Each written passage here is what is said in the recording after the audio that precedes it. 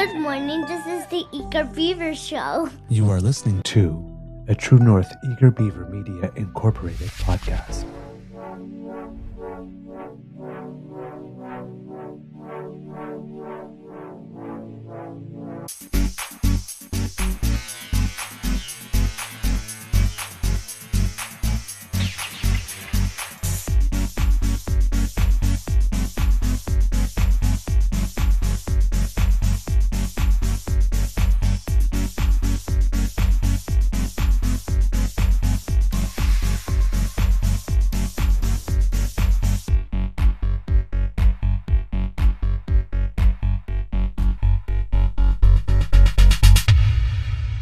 True North Eager Beaver podcasts are proudly brought to you by our founding sponsors, the Miss V Mysteries from Corvid Moon Publishing, your source for science fiction, fantasy, and cozy mysteries featuring a broad diversity of characters. PsychicTarot.ca, book your tarot reading and unlock your spiritual journey. And the Pepper Master, hot pepper sauces made from farm-fresh ingredients to thrill your taste buds and expand your mind.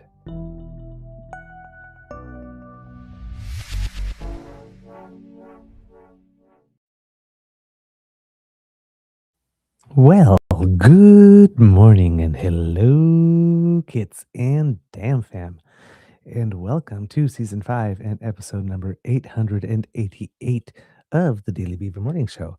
Ooh, Canada. Always 100% Canadian. Today, recording day is Monday, April 20th, 2026, and it is still a gray day here at the Beaver Lodge. Not raining at the moment. Hold on, I have a little bit of an echo behind me here. Take care of that. There we go. And yeah, bit of a gray day here, but I can see an effort on pretty much every day that there's been a gray day when we've started off the show. The day has made an effort and given us a little bit of sunshine to enjoy. And I have a feeling that today might be the same again here. And from what the weather reports are indicating, it seems that Thursday may be the official start of real spring. The days where we start getting double digit temperature for several days in a row, and hopefully will not go back below that. Would be nice, because it is the end of April now. It's time for a little warmth. But I guess still officially 10 more days to drink up to get those beautiful flowers in May. But starting the garden and all that kind of stuff. We planted a few things yesterday, so we're a little proud of ourselves here. And the rhubarb from last year has popped up and is looking happy. So that is nice, and we're seeing some parsley and some chives come out that seem to be happy as well. There's certain things that. The garlic that we thought we had lost because my beaver sweetie had tilled at least in one spot. We've seen a couple of things pop out, so we haven't lost all of it. So yay, some of them survived. Yesterday we planted some green onions, it was, and spinach. And I learned through a little bit of research, actually, that you can actually plant green onions between the rows of spinach because the green onions are actually a repellent for certain insects that like to munch on the leafy greens. So there you go. Because I just those were the only things we had before we were going to go out and buy more seeds or little things to start, and we just decided to enter into the old Googler. Can you plant them together? It's like, yeah, they happen to be great companion crops, and so I learned a term, companion crops. There you go. I'm learning. But yeah, it looks like we're going to get a little bit of sunshine today. Big thank you goes to our podcast's founding sponsors, the Pepper Master, the Miss V Mysteries from Corvid Moon Publishing, and PsychicTarot.ca. Kids and Cubs, how is your mental health today? Yeah, I'm good. I am good, actually. I had a wonderful weekend. On Saturday, the gang of us who did Guys and Dolls last November got together for another house party, and I was commenting to my Beaver sweetie, and all of my years of doing acting, I've done shows where the cast have been close, and we've remained friends and that type of stuff. I can think of when we did Naked Boy Singing. All of us are still very close. We're in contact with each other still, and we send each other messages and stuff, and we're happy for each other's successes and stuff. Um, but there weren't like parties and stuff like that. This is the show where like the most of us, keep getting together and finding and making reasons and excuses to get together, and we actually show up. So yeah, when I had that feeling that that show was special for some reason, maybe the reason why it sold so well and people loved it so much is because all the love that was going on backstage was showing on stage and the fun. But yeah, it seems to be the real deal, folks, because I think we formed ourselves a tiny little family. In fact, when I say forming ourselves a tiny little family, in fact, one of us will be having a new one in about 3 months. Hey, girl. I won't say her name, but yeah, pretty much. I think like a few days after we had finished the run, she found out that she was with child and she was going to be a mama, and she is so happy about it. And it's going to be a girl. So yeah, she can't wait for her partner to be a girl dad. I have a feeling he can't wait either. So yeah, the family will be growing by one as well. So great news there. So yeah, we had a great time, and it was like uh, it was like the whole day. It was like from about 3 in the afternoon till about like 10 in the evening, and we were just all together hanging out, and you know. You get a bunch of musical theater geeks together, and of course, there's going to be karaoke. So there's a lot of that. Some hot tubbing, some nosh, all great. Just a fantastic day with people you love and people who love you, and you get to all be it's like going to musical theater geek camp for a day, pretty much, like, because we all get to be kids again. So I had a fantastic weekend, and yesterday was a rest day, and I did get to watch the Montreal Canadiens pick up a win. Go Habs, go! Go Habs, go!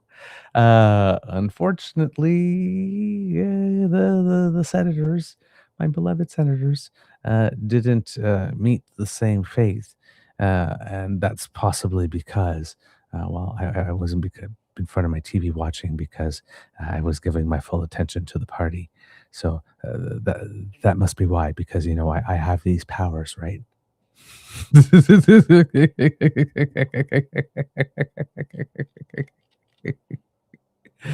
Ah, there are times I watch sports and I think that I've helped them win because I showed up, and there are times I watch sports and I think, oh yeah, they were doing okay, and then I showed up and it's like I'm set down in front of the TV and the other team scores a goal within 3 minutes. It's like, yeah, okay, switch that channel before I jinx them. Of course, it's silly. We don't have those powers, but hey, some days it feels like you do, especially when it happens like a few times in a row. And then, of course, we have the Oilers who are in uh, playoffs, who have their first match tonight at 10 p.m. Eastern time. But you know, I should, yeah, you know what? If I should give, uh, um, I should be giving local time for those matches. Um, I mean, you know, I keep on forgetting that I'm in Ontario, and it's like I give the Eastern time for everything, but it's like the match is actually taking place in Alberta, or is it? No, playing in Anaheim. Sorry, taking place in California. So yes, for those who are most likely to be watching, 8 p.m. Mountain Time. There you go. So yeah, they have yet to play, and of course, the Senators will be having their match tonight against the Carolina Hurricanes, which I will be watching, and therefore they will win because again, I have that power. Tonight at 7:30 Eastern time. For those who are watching that. Also, for those who are following the PWHL and trying to see if there will be a second team in the playoffs with Ottawa securing that spot. Well, there has been some good news over the course of the weekend. The Ottawa Charge did win their second match in a row, this time against the New York Sirens, who were also competing for that spot, convincing 5-1 victory, which gave them an extra 2-point lead on everyone trying to get that last spot with two matches left. However, the Toronto Scepters, as we mentioned, were still in the race, and uh, got a victory against the Minnesota Frost. It was an upset because the Minnesota Frost are ranked third in the league, but they scored a 2-0 win. So they are, again, 2 points behind Ottawa. Ottawa plays the Boston Fleet next, who are second in the rankings for their before last match, and the Toronto Scepters will get the New York Sirens for their penultimate match. If the Toronto Scepters, uh, I believe, I'm not going to do the math on the fly. Let's put it that way. But there is a good possibility, let's say, if the Toronto Scepters win their match and Ottawa loses their match because everything goes to form according to rankings.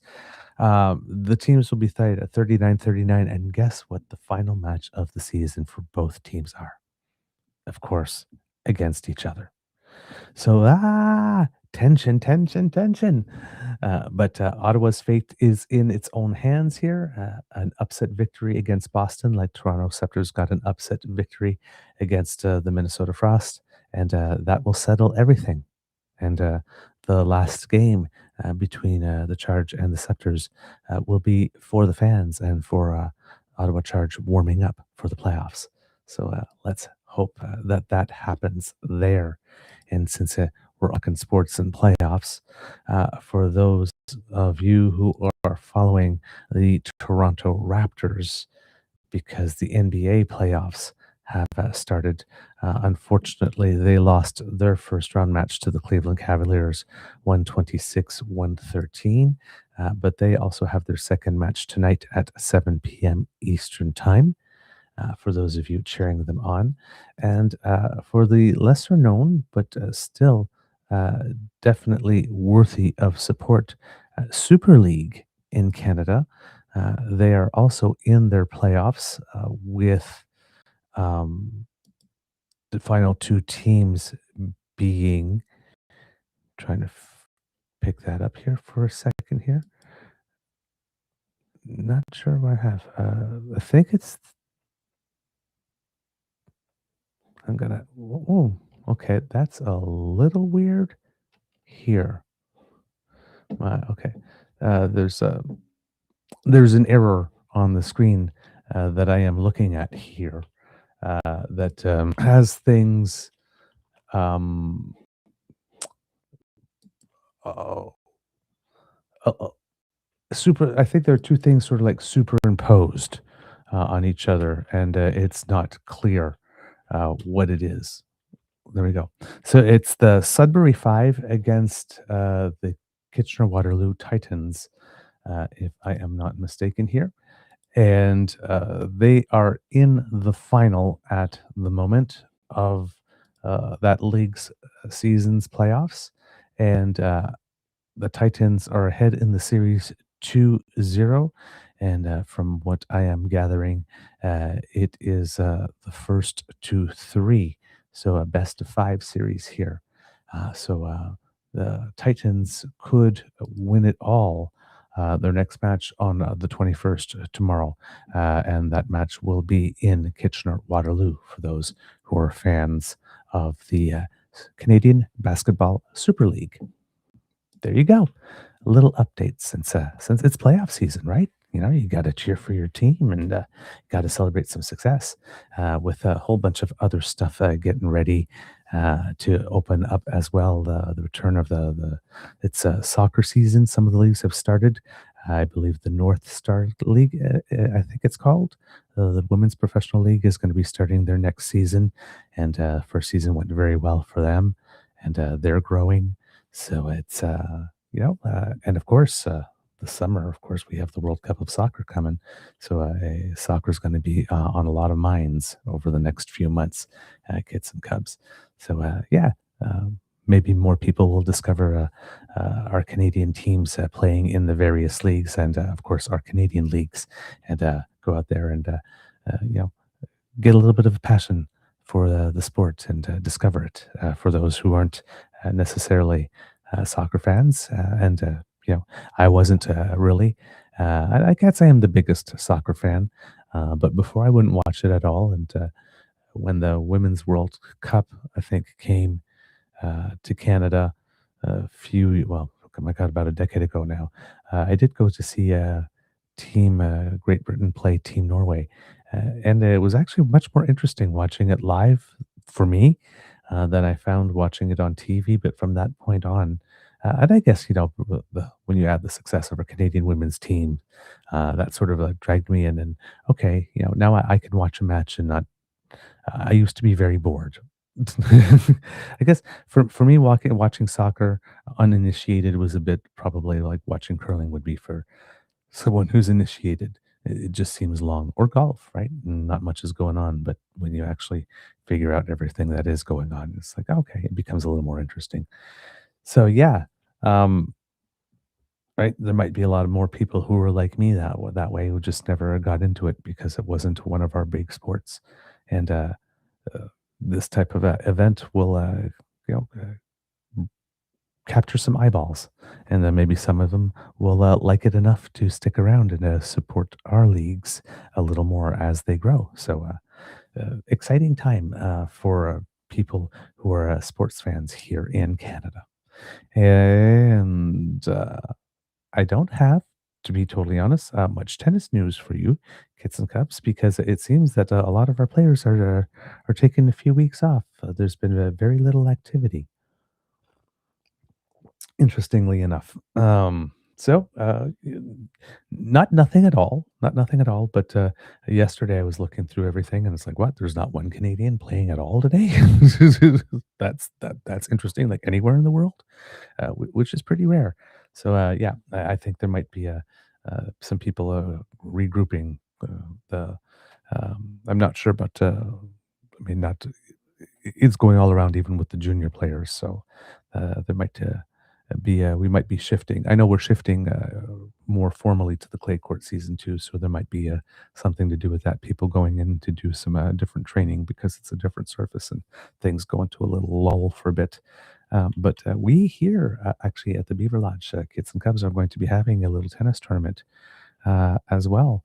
Um, the On the junior circuit, there's a 15 level tournament, and our city last year got the rights to host one for the first time. So I'm actually might go and check that out over this coming weekend. Go and support the up and comers and give them a little cheer.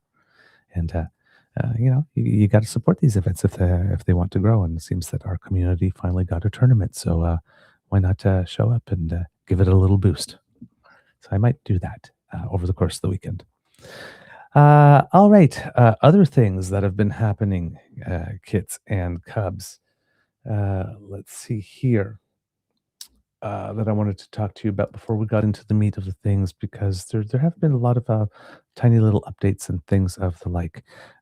First of all, it's Kids and Cubs. It's April 20th, so remember those of us who need to do our taxes to get them done and get them in time before the end of the month, if I remember correctly. So just a little reminder there. Also, Kids and Cubs, a little shameless self promotion.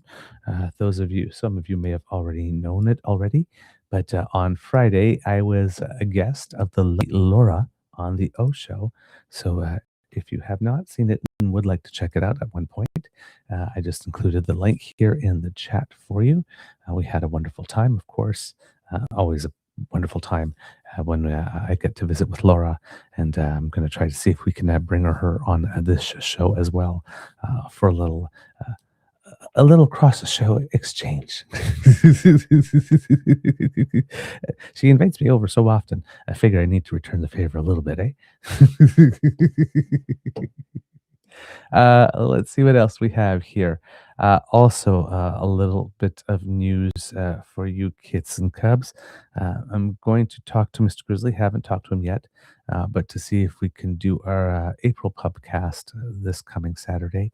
I happen to be free that I know of. So hopefully Mr. Grizzly will be as well, and we'll be able to bring that to you. So put that on your calendar in pencil because that might change. I haven't talked to him yet at all about that. And also, kits and cubs, a little bit of eager beaver news. We are 3 days away from our birthday, from the start of our sixth season of the True North Eager Beaver. Our first little posting came around on April 23rd, a few years ago, that we were going to start this, and our first show came out on the 24th. So we got a beautiful early birthday present, kits and cubs, from all of you. We crossed 30,000 subscribers. Thank you so very much. It's a big milestone for us. Again, cannot I just cannot express to you um, my gratitude. And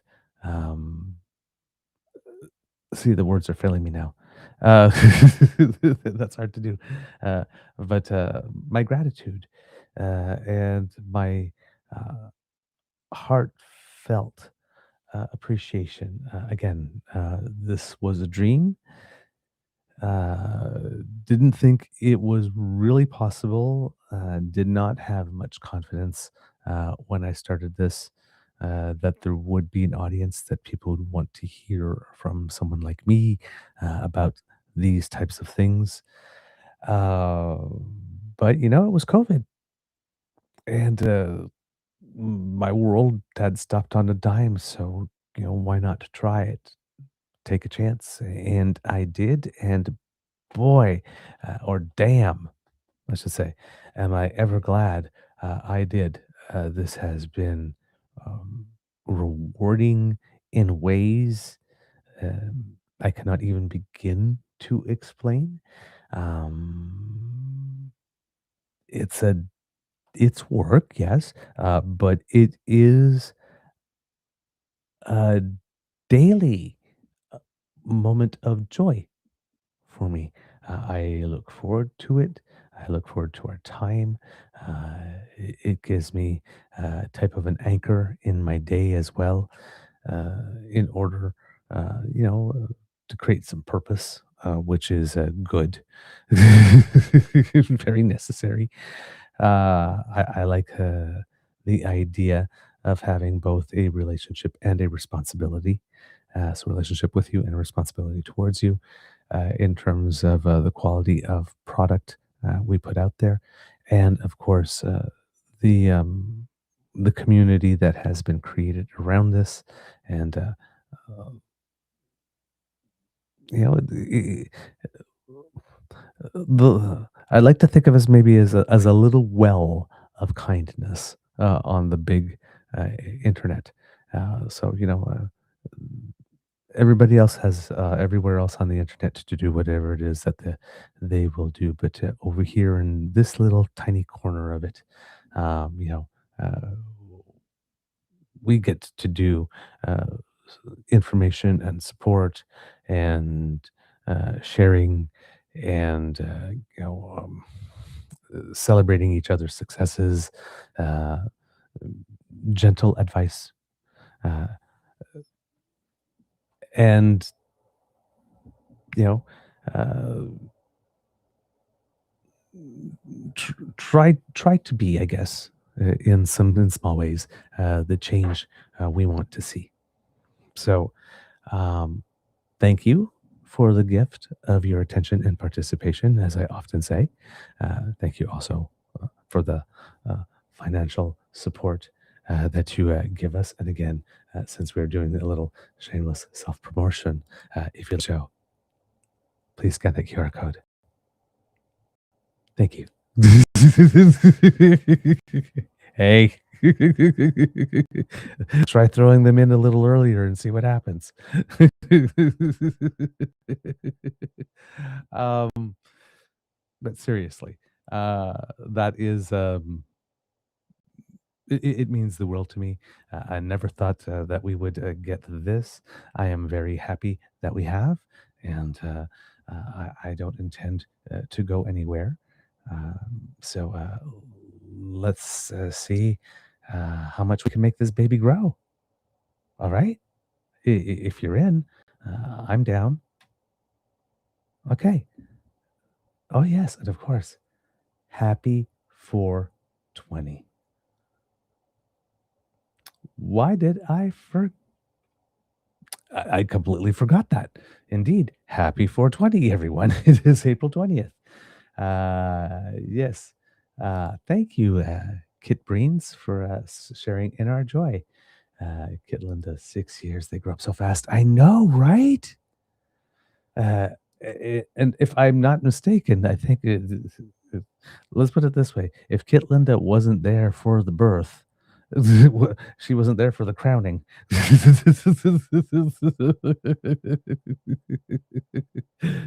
think she was the first one that somebody handed the baby to and asked her to hold it for a while because they needed a break.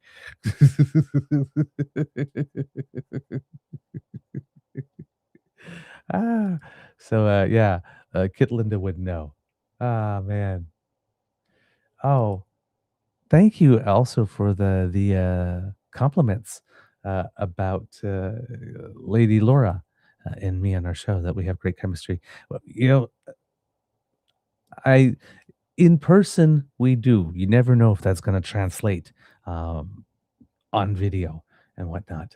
But yeah, it's love and it's real. Let's just put it that way. I very much appreciate her, and I have a feeling that I have a suspicion that it might be a little mutual. Just put it that way. But no, she's wonderful. Uh, the she's as kind as you'd think she would be from watching the show and seeing how she stands up for certain values and all that kind of stuff. She is as kind as you would expect. So every now and then, when they say don't, sometimes they say don't meet your heroes. Uh, uh, you know, uh, if you like her, meet your hero. That's all I will say. It's another one of the unexpected benefits of having gone down this journey. I never expected, uh, never had that on the list. Meeting up along the way with people such as Paul and Laura, and forming um, bonds that go beyond just professionally putting on a show together or appearing and being a guest or collaborating, that there actually is some whoops, I went fuzzy, genuine affection for each other, and um, genuine respect for what everybody brings to the table. So yeah, that's it's been good. It's been good. Say lots of that's why a lot of people, if we're doing some early words of wisdom, just go out and try things. If there's things that you wanted to do, just go out and try things, because you never know what connects with you, and you just never know who you meet along the way, and uh, where those meetings uh, end up bringing you, right? And what type of gifts you pick up. You can never plan. There's just so much unexpected, and just as there is, you know, people who are hurting and hurt people, and that type of stuff out there. There's a lot of love out there. There's a lot of love out there. There's a lot of genuinely kind and caring people out there who, you know, um, if you've got them if they decide that they're going to be on your team, they're there and yeah, they're stalwart and they're there forever. And you know, um, it just adds it just adds so much quality to one's life, and just makes things a little more beautiful. So you know, uh, there's always more.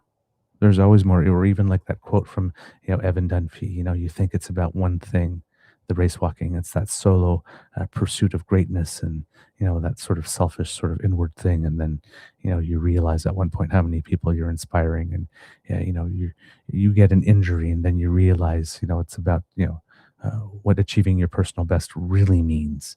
After you've recovered, and when it doesn't start coming as easy anymore, or when you have to really work for it that last bit. um, there's always more. There's always more. Every vein into which you tap uh, is richer than one would first expect when they decide to give it a little tap. So try stuff. Just go out and try stuff. Okay, let's get into things, kits and cubs, because woo boy, over the course of the weekend, if you live in Ontario, there's been a lot happening. Now, the first of the things that have been happening, of course, and this is not just in Ontario, but in Quebec as well. Some thoughts here, and a little bit of information, because it is spring and there is a thaw, and that does mean some flooding. And there have been some cases here from Manitoba to Quebec. Um, 2 days ago, here they were telling us to prepare from some of that spring flooding, according to Global News here. Well, not Global News, sorry. Charlotte Glorieux from the Canadian Press, has appeared in Global News. They were talking about um, officials distributing sandbags to protect homes from rising water, and warning about possible evacuations in the northwest of Montreal near Saint-Jérôme, Quebec.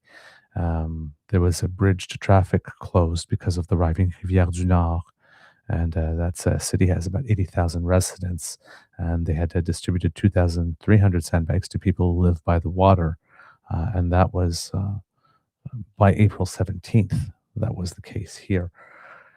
Environment Canada was saying that parts of southern Quebec had received up to 40 millimeters of rain since the start of the week, and forecasts were calling for more. In Ontario, flood warnings were in effect across a larger swath of the south by Lake Huron, stretching from Sault Ste. Marie to Peterborough. The municipality of Central Manitoulin, located on an island in Lake Huron, was hit particularly hard. Um, the city officials there had declared a state of emergency and warned residents to use extreme caution when traveling, as multiple roads were closed. And there was also a water advisory put in place. Mindemoya Hospital, one of the island's only hospital, was closed on Wednesday after flooding affected its water and sewer services. In Manitoba, the Toronto Blue Jays hat and a safety vest to pack sandbags and meet volunteers at the Peguis First Nation on Thursday. The community north of Winnipeg is dealing with the threat of rising water from the Fisher River. Quote, "It really is a race to try and protect the homes in this community," Canoe told reporters. "It's clear that the community has rallied together." Canoe also visited operation sites in a home where volunteers were setting up sandbags. He stopped for photos with residents. Flood preparations there began last week after the First Nation was warned it could see water levels similar to those in 2022, when roughly 2,000 residents were forced out and hundreds of homes were damaged. In Quebec, Environment Canada spokesperson Frédéric Boulay said the province's southern zone from Gatineau to Lanaudière region was forecast to receive 10 to 15 millimeters of rain on Friday, followed by another 15 to 30 between Saturday and Sunday. Aymon said the Rivière du Nord had exceeded the height of the Vieux Bridge in recent years, quote, "but we aren't there yet," noting that spring flooding has become more frequent and is worrying.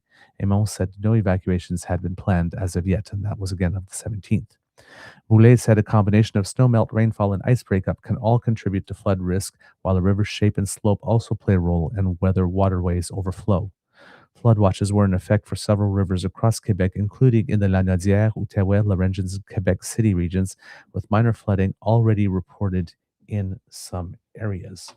And of course, right, over the course of the weekend, there was more precipitation. Well, look at that. As I'm talking right now, the sun has just popped up. I see some blue sky.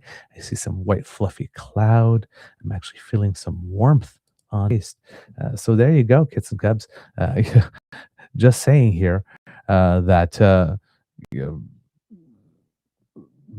know, I thought it was gonna make a fight to come out today, and boom, earlier than I expected. But here it is. Um, Here, I'm going to try to get the most recent update I can here. Let's see. Okay, CTV News has something from about 2 hours ago, but that is video here, which is not going to help us very much, at least in this instance. But here, I have for you, it's a report from C News that was generated yesterday. This is from about 17 hours ago, and I'm going to try and see if I can get something that's a little more current. So what I read to you, first of all, was from the 17th, and this is where things stood as of about 17 hours ago, according to the CBC. So let's just put this up for you, kids and cubs. I have no. Now back here in this country, we are tracking the rapidly evolving spring flood situation in Quebec and Ontario. Water levels in the national capital region and near Montreal are continuing to rise quickly.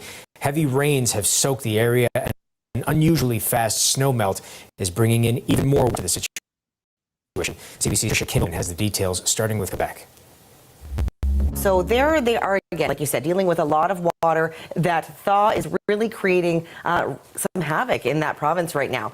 So if we want to start Lanaudière region, that includes the Mont Blanc area. So 62 residents are flooded around there, more than half of those in that the Mont Tremblant area there. We also did hear from Gatineau officials this morning. Now, they say 164 have been impacted. They are asking residents to continue to prepare as much as possible. Now, no one has been asked to evacuate, but they say the water levels are expected to be high for some time.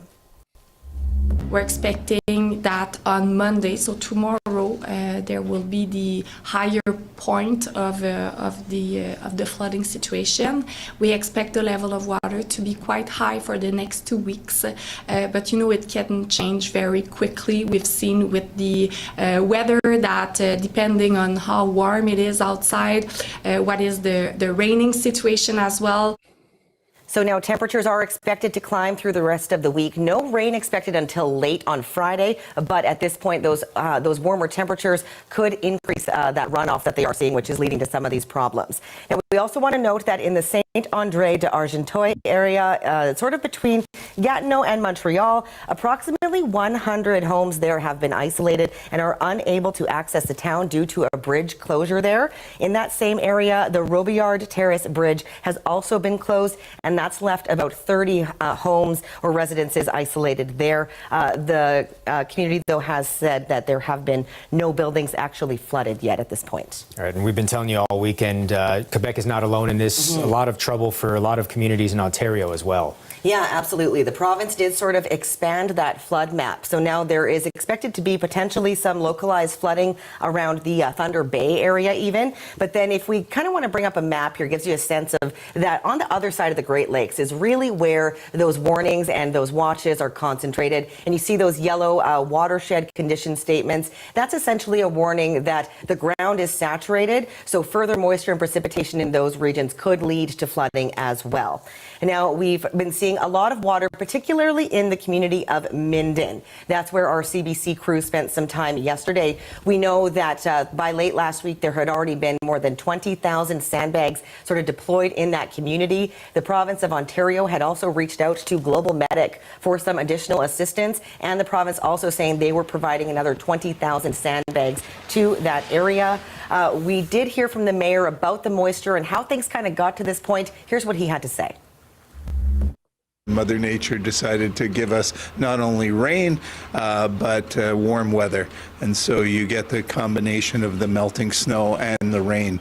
And so that has caused our water levels to go up. Our situation is what's happening upriver, as that water gets deposited in those lakes, within about 48 or 72 hours, it comes through to us. Now, the best advice I would say is look to those local authorities. They will have the most timely information, and they're constantly posting updates on social media. Worth noting, though, that some of those special weather statements that had been in place have ended. While there is still some moisture and precipitation coming through, it might not be to the extent that they were originally anticipating. Thank you, Tricia. All right, kids and cubs. In addition, for those who are in the Gatineau area specifically, as stated in the report, as of around that time, 17 hours ago, same time as that report, there was also stating here, as she was stating, the reporter there, whose name I unfortunately did not get, was stating that the water levels could be peaking today, according to Nathan Fung here with us from CBC News.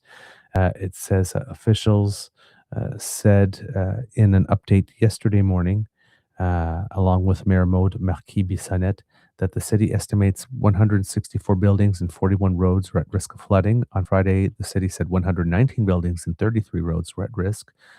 So that is about 65 buildings more and 8 roads more in the intervening time. Stating here, we anticipate the water to come to touch the houses, so there could be infiltration inside. It's very important for citizens to get ready. According to Saturday's update from the Ottawa River Regulation Planning Board, water levels and flow are still rising along the river's main stem due to both melting snow and runoff from rainfall. The board says minor flood levels have already been exceeded in the most prone areas between Pembroke, Ontario and Carillon, Quebec, and that major flooding could be seen in the days ahead. The board is expected to give another update later Sunday afternoon. Marquis-Bissonnette added that water levels are not expected to rise above the level seen during the flooding in 2023 and that the city is not recommending that residents leave their homes. However, evacuations have been underway in other communities in Quebec, including in Mansfield et Pontefract, Quebec, which sits along the Coulonge River, about 120 kilometers northwest of downtown Gatineau. Around 70 people had been evacuated, Mayor Sandra Armstrong told Radio-Canada on Sunday. In neighboring Fort Coulonge, Mayor Pierre Poilievre said they were building sand dikes on one of the village's main streets and covering manholes with sand to protect the sewage system. The flood is not under control, but it's manageable, Poilievre said. We're close to historic levels, but the rate of increase is slowing. We're expecting that we'll be able to avoid damages like we had in 2019. Environment Canada had issued rainfall warnings in Western Quebec with up to 25 millimeters of rain in the weekend forecast. They have since been lifted. But Marquis-Bissonnette said flooding could still remain a threat, especially since water levels are expected to remain high for the next 2 weeks. We've seen with the weather that depending how warm it is outside, how much rain is falling, those things can change. There are currently 4 sandbag pickup locations in Gatineau, including at Lac Beauchamp Park, where the city is now allowing flatbed trucks. Heavy machinery and non-standard vehicles are still not permitted at other locations, the city said. And also, as you saw in the report, Northern Ontario was being affected as well, according to Rajpreet Sahota. says here that businesses across northern Ontario are facing mounting losses after fast-moving floods drenched several communities over the past week. Also, as a safety, if you do see water, uh, do not try to go into it because you do not know what the current might be like underneath. Please stay safe. Much of the region remains under a flood warning, with Chapleau and Wawa under a flood watch. Officials are monitoring watersheds in Timmins and on the James Bay coast. For business owners, the damage has been swift and in some cases devastating. Shane White, owner of Manchester Sleep Centre Furniture and Spa in North Bay, said the water rose dramatically within hours last Tuesday. At 6:30 in the morning, the creek was okay. By 9:30, we saw it was coming in a little bit, he said. The water just rose over half a meter in the span of 2 hours inside his warehouse, White said. Then within an hour and a half after that, it just wouldn't stop. White said staff rushed to move inventory out of the 10,000 square foot warehouse, but they quickly realized they could not keep up. And they showing an image here. I don't know if I can share with you here at the moment. Nope, not allowing me to do so. You're just trying to save what you can, but it was just a lost cause, he said. While the retail store itself was spared, the warehouse sustained extensive damage, forcing a major cleanup and restocking effort. The biggest thing is to clean it up, get out, order a new product. I said it's just a lot of work. That work also include filling and placing sandbags around the warehouse and its retail location. It's going to take a couple of days, if not weeks, to return back to normal operation, he said. That warehouse would definitely be 2 to 3 weeks before we can get it all done. He says support from suppliers and other local business owners has helped keep operations afloat. Quote, I had another friend that had an empty warehouse and he's lending us his empty warehouse just to put stuff in right now so we can still keep our business going, he said. So we're very, very blessed. White has owned the business for over 28 years and said he never expected something like this to happen.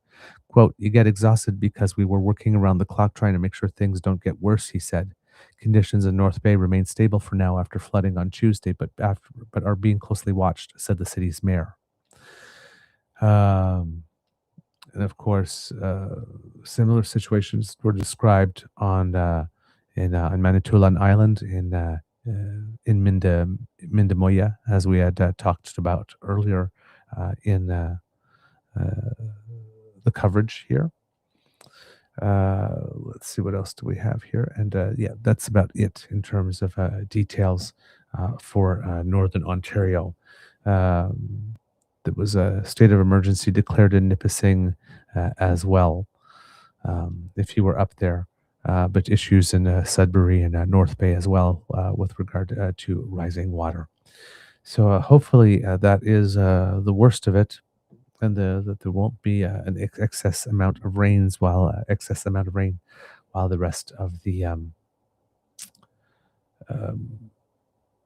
melt takes place, and minimal damage, because of flooding damage is not only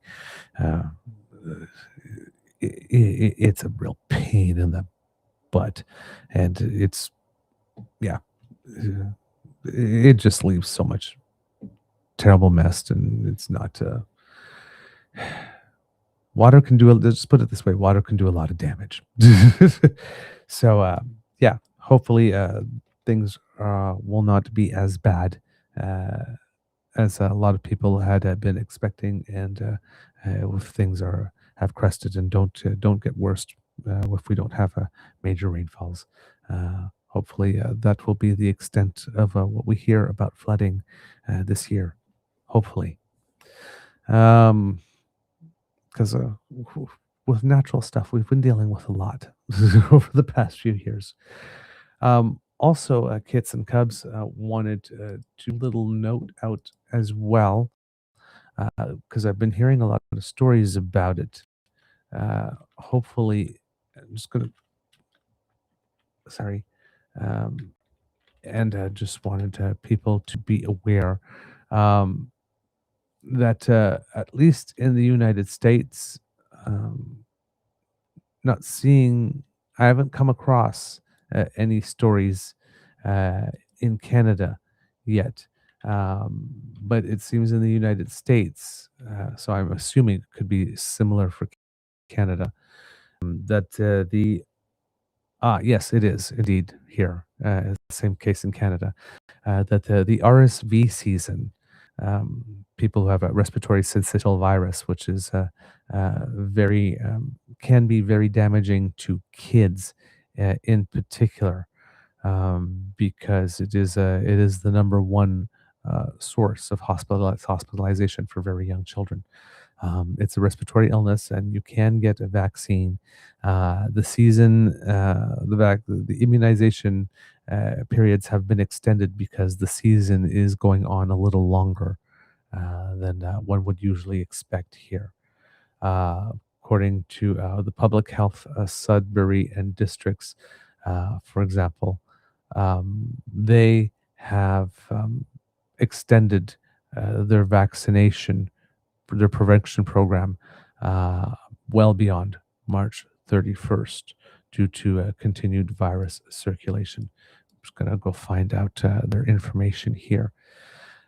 Says that healthcare providers should continue ordering and administering RSV to eligible infants, high-risk children, and pregnant individuals who meet program criteria. There are no changes to the adult RSV program. Eligible adults with program criteria continue to receive RSV immunization year-round. Public Health will notify healthcare providers when the ministry has confirmed that the 2025-26 RSV prevention program for infants and high-risk children has ended. So yes, please do make sure that you get those not required but helpful organizations if you can. Like I said, the season normally on 31st, but it had well, here it says here it had extended until April 17th, which means it might have just finished in that case. But if it is, of course, still going on in your region, and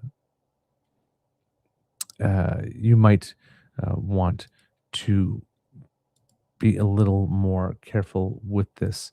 I'm looking at the Health Infobase Canada website here, and it has the last update on April 17th with regard to the various illnesses. And it says that RSV is down 4.2%. So the trend of positive tests is going down. Same thing for COVID, down 2.1. For the flu, it's pretty much even. The number of outbreaks is down as well throughout the country, so that's good. Hospitalizations throughout the country are also down. However, influenza is on the rise at this particular time of the season, so you need to be careful for that. It's up 7.1% actually, which is relatively high here based on the other numbers for the other illnesses on the chart. Although here it seems that so high relative to the other numbers, but this is saying that 7.1 is considered stable activity, so not particularly high in that case. Influenza B activity continues to gradually increase while influenza A has stabilized at interseasonal levels. Influenza B detections have surpassed influenza A detections and is circulating within expected levels for this time of year. However, trends vary by region. Let's see what else it says. There's lots of graphs here. It says here percentage of okay, this is for COVID. Highest percentages are in Ontario, Quebec, and British Columbia, but still not particularly high. 2.4% at the highest in there, and 2.1% average for Canada. But if I'm looking at RSV is indicating a 4.2 percentage for Canada, with things being particularly active in the territories with a 22.3% rate here. So important to be careful, and below that area in Quebec and Atlantic Canada are where things are strongest. Both have rates over 5% throughout the rest of the country. It's in the 3% range, but with British Columbia getting close to 4 for all intents and purposes.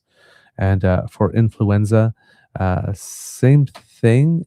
In this case, Ontario, Quebec, and British Columbia are the 3 places in Canada where it is less prevalent, all of them in the 5%, but there is a 14% rate, positive test rate for influenza in Atlantic Canada, 10%, 10.6% in the prairies, and 15.7% in the north. So yes, if you're in the north, in the prairies, and in Atlantic Canada, there's a particularly strong flu season going on at the moment. All right. And what else do we have here for you at that? I think that's the main part of the data there. So yes, just if you happen to be in a region where RSV is still circulating, please check because the immunization programs may have been extended where you are. All right, so that was all you can use stuff that I had on my notes. All right. I'll just make a couple of notes here that I did say these things so I don't repeat myself later in the show because sometimes I forget what I've already said.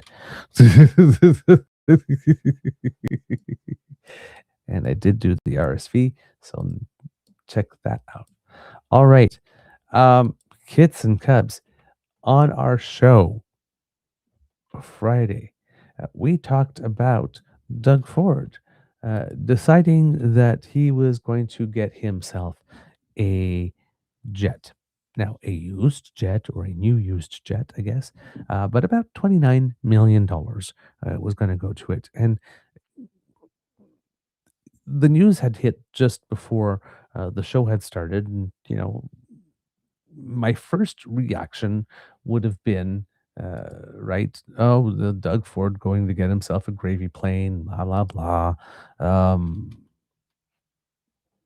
And, you know, want to dig into it more, you know, looked at a couple of articles and thinking, okay, well, you know, wait a minute, you know, the Premier of Quebec has one, right? And, I think I remember, I think it was a fleet of 3, if I remember correctly.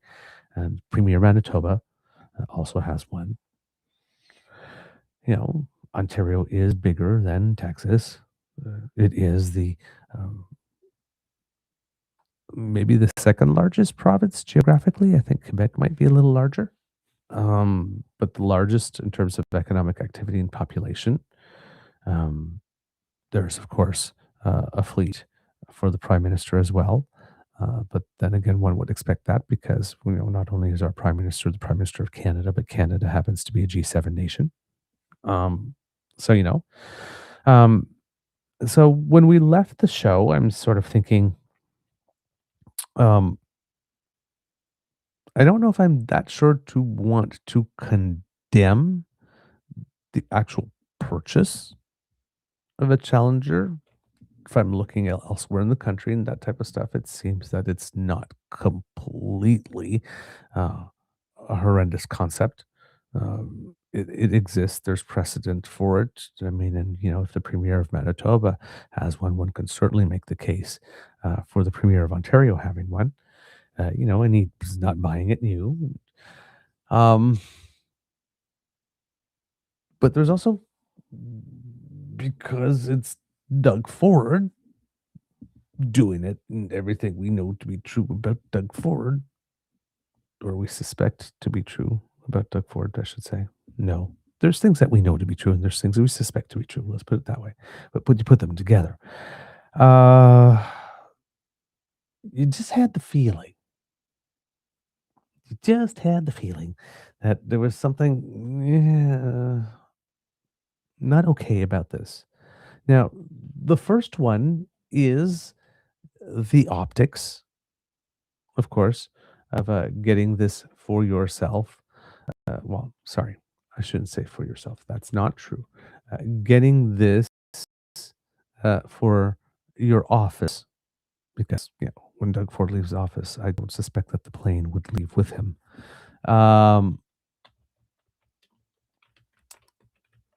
Getting that for your office at this particular time.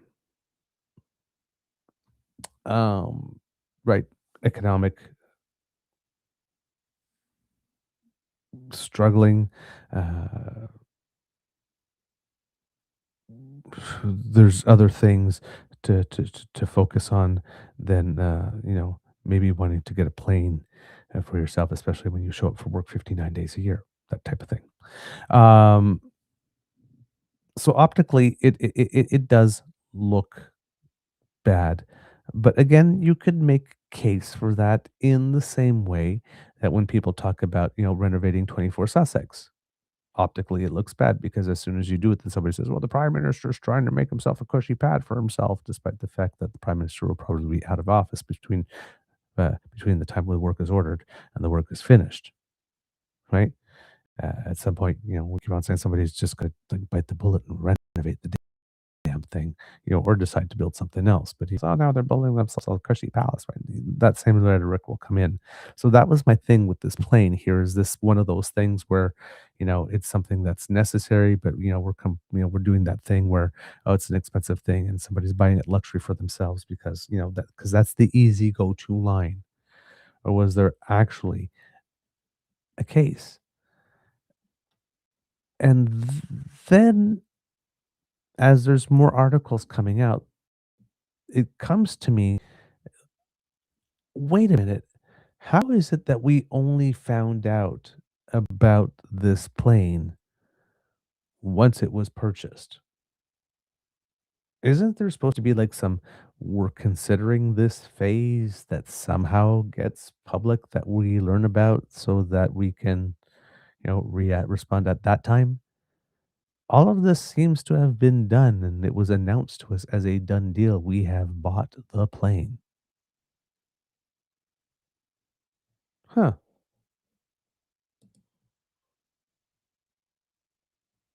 Interesting.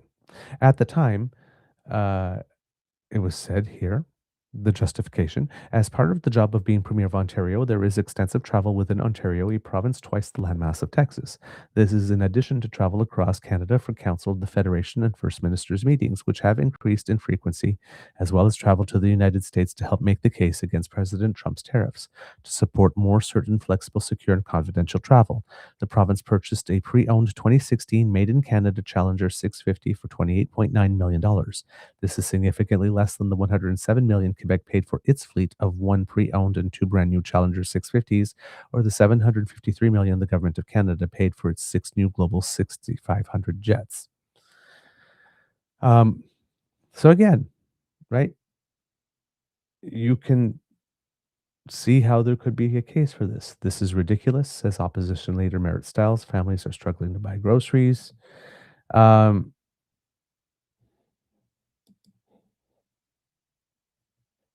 But then there came this clip. And this, I didn't know it at the time, but this is the thing. Because there's always a clip with Doug Ford, isn't there? There's always a clip. There's always a story. But yeah, Doug Ford pledging something at some point. Here it is, Kits and Cubs, for your viewing. This is on February 27th, 2019. It's a little more than 7 years ago. I'm the only premier in history that refuses to use the premier's plane, the King Air, that costs the taxpayers hundreds of thousands of dollars. I prefer to drive around and talk to the people about things that matter. I'm the only... Right? Made a big virtue of not wanting to use that plane. By that clip, I guess would be suggesting that there was a plane at one time.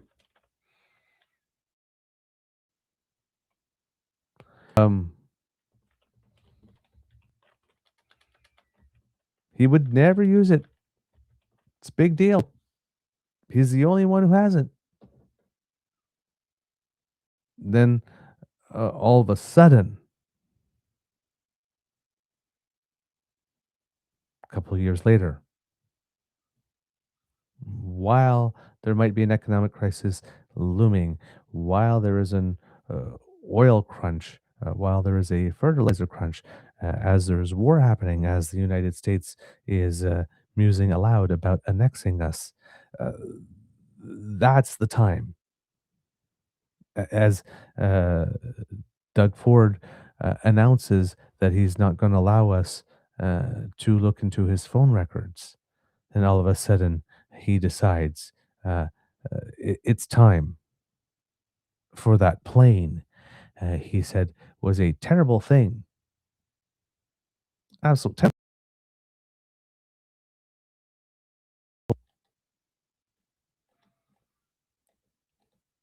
And here's the other thing, kids and cubs. Uh, remember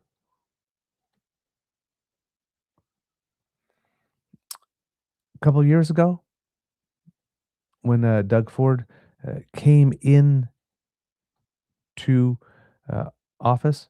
I think this was in 2019,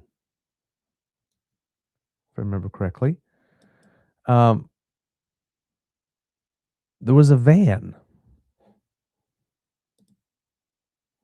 that Doug Ford thought idea, and it needed to be retrofitted in certain ways, uh, and that was going to cost about $50,000. The article at the time said, customizing a van for Premier Doug Ford with items that included reclining leather sofa and mini fridge would have cost taxpayers more than $50,000, according to a document filed in Ontario Superior Court. An estimate for customizing the van was filed by lawyers for Ontario Provincial Police Deputy Commissioner Brad Blair as part of a lawsuit.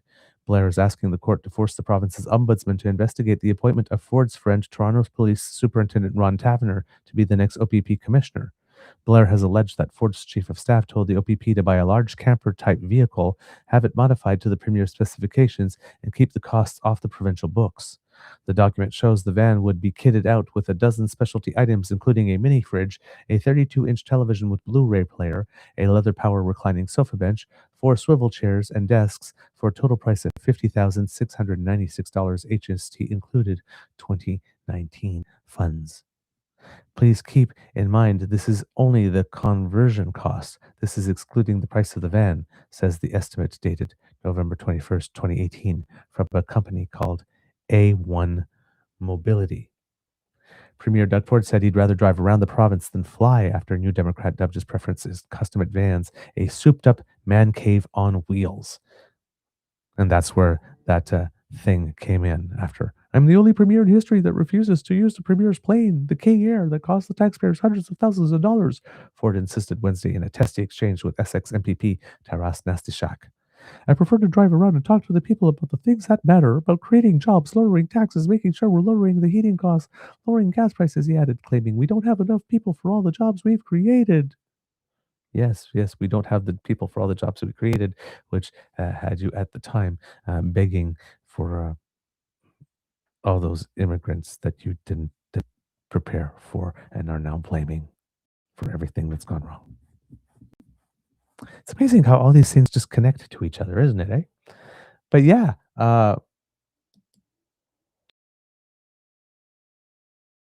Ford wanted him, not sure if we could call it a party van,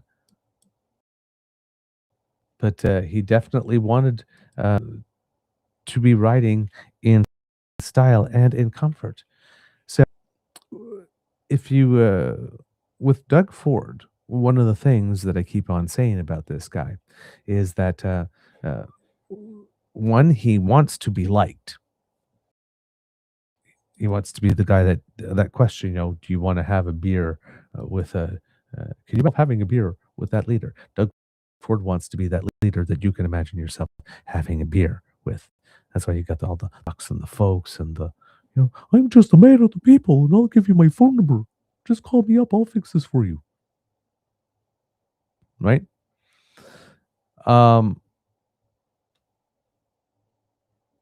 That's all part of his shtick here. And Doug Ford, unlike other people on the right, is not afraid to reverse himself and take a backflip now and then. Right? Which is to a lot of people saying, well, he might make some wrong decisions, but his heart's in the right place. Right?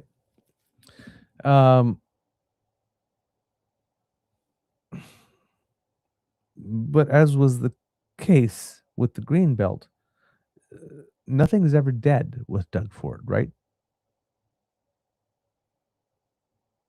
There was going to be happening nothing with the Greenbelt, and then that video leaked where he said he was going to put his hands all over the Greenbelt. So, okay, you caught me. I won't do anything with the Greenbelt. And then a couple of years later, he was doing something with the Greenbelt. Comes into office. Oh, you know what? I need to get myself something better than this. Quote, I requested a used van that is about 1/3 the cost of the regular Suburban, Ford replied, referring to the model of the Chevrolet US SUV typically used by the police force to transport premiers. Government House Leader Todd Smith later told reporters Ford was, quote, simply inquiring about getting a customer in his van, noted, there is no van. He obviously didn't like what it was going to cost, or he decided not to do it now. NASDAQ also pressed Ford on his complaints about his rotating OPP security detail, in which the premier reportedly stated just weeks after being elected, quote, I've asked for my own detail of officers that I trust already, and expressing concerns, quote, that I'm getting effed around by the OPP and I'm getting more pissed off. Doug Ford didn't like that they were rotating people coming along. He wanted it to be the same bunch all the time. Gee, wonder why. The premier brushed aside the New Democrats' accusation that he was demanding special treatment from police officers. Quote, I'm speaking for my detail. They're disgusted right now. If they could run in here right now, each and one of them would be standing shoulder to shoulder with me. I think they're incredible. Ford's office has said the premier simply asked for bodyguards with whom he was comfortable and that such a request is hardly unusual. Blah, blah, blah, blah. Brad Blair at the time had put this out as a whistleblowing thing because he was passed over for the top job of being Toronto Police's superintendent because Doug Ford wanted the job given to Rod Tavener, who was a friend. And Blair had launched a civil case to force the ombudsman to probe the Tavener appointment, which ultimately did not happen. So yeah, Doug Ford wanted this van with all this stuff equipped, and then decided not to go for it. And then here we are a couple of years later, after making a big moment of himself in Queen's Park, that he would never. He's the first one not to do it, and he's not going to do it. All of a sudden, getting himself a plane. That's the part. They have when those two bits came out, it was like, oh yeah. That's why I have problems with it coming out of the mouth of Doug Ford, when I might not have had problems with the concept of a plane after my first reaction of what the hell, seeing that, other leaders have it and whatnot and making the case. I could have been convinced, but not by this guy. Not by this guy in any way, shape, or form. So Doug Ford, over the course of the weekend, once again showed that he realized that he was in hot water. He was in trouble. And as has been the situation in all the cases before, Doug Ford decided that all of a sudden that jet that on Friday he really needed. He needed so much. In fact, needed so much that he had a couple of people go out on all the shows and try to fend which was kind of interesting. Greg McEachern, I think it was, caught an interesting moment. If I'm not mistaken, it was Greg McEachern. Could be wrong here. Yes, it is Greg McEachern. Stating, now that the premier is going to, well, the premier, I guess I'm going to scoop myself here, saying that the premier decided that he was going to backflip on the purchase of the jet. Well, sorry, not backflip on the purchase of the jet, because the jet had indeed been purchased already, but backflip on keeping the jet. But not before he sent out people to first try to say things like this. So this was before, I'm going to guess, he decided that he was he didn't need that jet after all. All right, there we go. It's a 10-year-old Challenger. This is not a brand new Kardashian jet. This is a used vehicle. I'm saying the pictures look. Yeah. And so I think he's going to be able to do good things for the people with this plane. Yeah. It's an old jet, everybody. It's a fixer-upper jet. I'm kidding. Yeah. I'm kidding. It's still a jet, but okay. It's a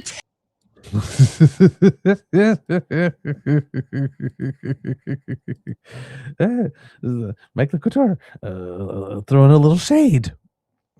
I happen to know a thing or two about shade.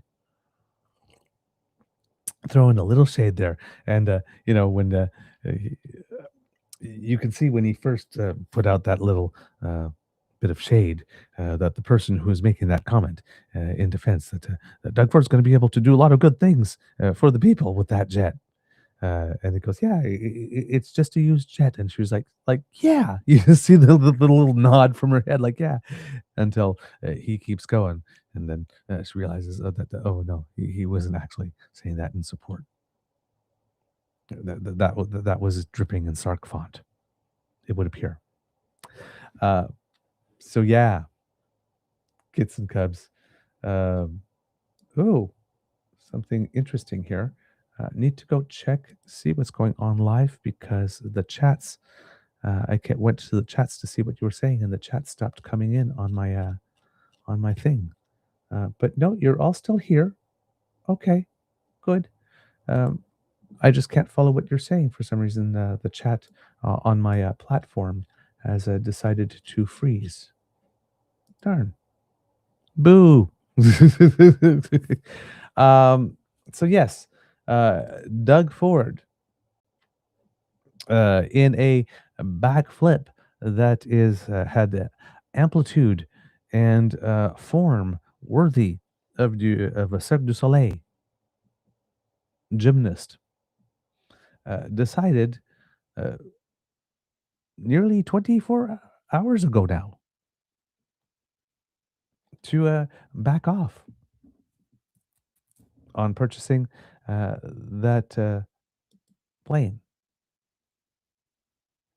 According to Jermaine Wilson at CTV News, just days after buying a nearly $30 million private jet, Ontario Premier Doug Ford says the province will now have to sell its newly acquired plane, acknowledging concerns about the timing and the cost of the purchase. In a statement, the CBC News Sunday morning, Ford said the decision comes after hearing public feedback and reassessing priorities. Yes, reassessing priorities, or maybe learning that I think a truer article would say is in a statement to CTV News Sunday morning, Fess said the decision comes after hearing public feedback and discovering he doesn't have it like that.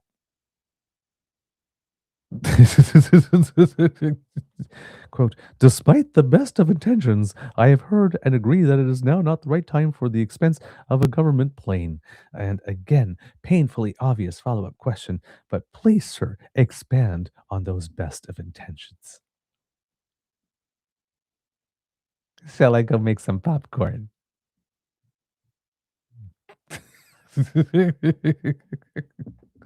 The province is working with Bombardier and other partners to sell the plane as quickly as possible. I will continue the work of building relationships with business and political leaders both across Canada and the United States to fight tariffs, attract investments, and create jobs for Ontario workers. The province says it's now working with Bombardier and other partners to offload the aircraft as quickly as possible. Hopefully, all the additional costs and fees that came with acquiring the plane and now having to offload it within 48 or 24 hours to 36 2 hours of claiming that you had bought it will come from party funds, right? All penalties and legal fees and lawyer fees and stuff like that will come from party funds and not people funds, right? Because again, I'm not sure why it is that we should have to pay for your fuck ups, Doug Ford. We pay for so many of your fuck ups. I wouldn't be surprised if somebody did the math of how much each government, Ontario government, spent in legal fees billed to us to defend itself or protect itself or not have to testify or not have to reveal stuff, that this particular government would by far have cost us the most. Jeez. Ford's comment marks a sharp reversal. No, that is so kind. From the government's earlier stance, which has been framed as a tool to support economic outreach and fight tariffs across the border. The process to sell the aircraft is now underway. When the news first broke of the $28.9 million purchase, Ontario NDP leader Emerit Stiles told CP24 that the Premier was out of touch. She reaffirmed that same sentiment despite the government's reversal. Quote, "It just shows you again how out of touch the Premier is right now," Stiles said Sunday morning. "It wasn't us raising our voices that made him change his mind. I think it was the fact that Ontarians were flooding his cell phone and MPP's offices with complaints." While details about the pre-owned 2016 Challenger 650 were not initially released by the province, according to the company's website, the aircraft holds up to 12 passengers with a, quote, spacious interior. Swaggy. I'm thinking of that Brittle Star video about that Sudbury hotel that was alleged to have been hosting swanky affairs for the government. Stiles went on to add that the government's attempt at reversing the purchase reminds her of the controversial Ontario Greenbelt scandal in 2022. See? I have to say, it reminds me a lot of the Premier's promises during the attempt to carve up the Greenbelt. He only backs down and does the right thing when he gets caught, she added. I certainly hope that we don't sell this plane at a massive loss. Interim Ontario Liberal leader John Fraser also joined CP24 to share his reaction about the reversal, adding that the Premier still has more questions to answer. And yes, as Emerit Stiles says, at the massive loss, if they do have to sell it to the massive loss, does that massive loss come from party funds as well? Or do we, the taxpayer, get to eat that? Oh yeah, I think we know it. The sheer amount of money that we have spent to get absolutely nothing from it under this government, ripping out charging stations, lawyers' fees, legal fees, breaking something and then putting it back into place. I know there was something recently, and the thing that specifically is not coming to mind. All this stuff. Oh yeah, the ticket scalping thing. We have spent a lot of money as Ontarians undoing stuff or blocking stuff or protecting stuff, but stuff that hasn't put any food in our mouths, educated any child, gotten anybody health care, helped people find a job, people find a place to live. We spent so many millions of dollars on useless things that give us no benefit whatsoever. He's made us do that. Interim Ontario leader John Fraser, Liberal leader John Fraser, also joined CP24 to share his reaction about the reversal, adding that the Premier still has more questions to answer. Quote, "He bought the jet, and the good thing that came out of this is that everyone can see what we've been seeing all along. The Premier wants to live like a billionaire just with your money," he said. The premier's got to answer some more questions. Ford's office previously said the plane would help ease the premier's, quote, extensive travel, citing regular travel throughout the province and the need to make frequent trips to the United States. Sure. While news of the plane was sharply met with criticism from political leaders, some residents speaking to CP24 suggest the need for a premier to have a plane is justified. Quote, 100% he should have one because he's not going to be the premier forever, one resident noted. Someone else is eventually going to come and they're going to use it. We don't have anything particular like that in Ontario. Another resident says she voted for Ford in the last provincial election, shared a different opinion. Quote, I did vote for Mr. Ford in the last election, but I don't agree with many of the things he's been working on. And I personally think that there's enough public transit or transit available that he could have used. Originally, the Ford government defended the purchase of the plane, comparing the use of similar aircrafts to other provincial and federal governments. Meanwhile, Noah Jarvis, Ontario director for the Canadian Taxpayers Federation, framed the government's backpedal as, quote, a win for taxpayers. Quote, put simply, Ford shouldn't have bought the jet in the first place as a $29 million luxury dollar item that was being billed to taxpayers. So Ford acknowledging this was a mistake and opting to sell the jet is a win for taxpayers, he said in an interview. We get some of our money back and we're not paying for the premier to fly in the sky in luxury. The aircraft was supposed to be in service by the end of July and operate out of Pearson International Airport. A lot of people wondering also,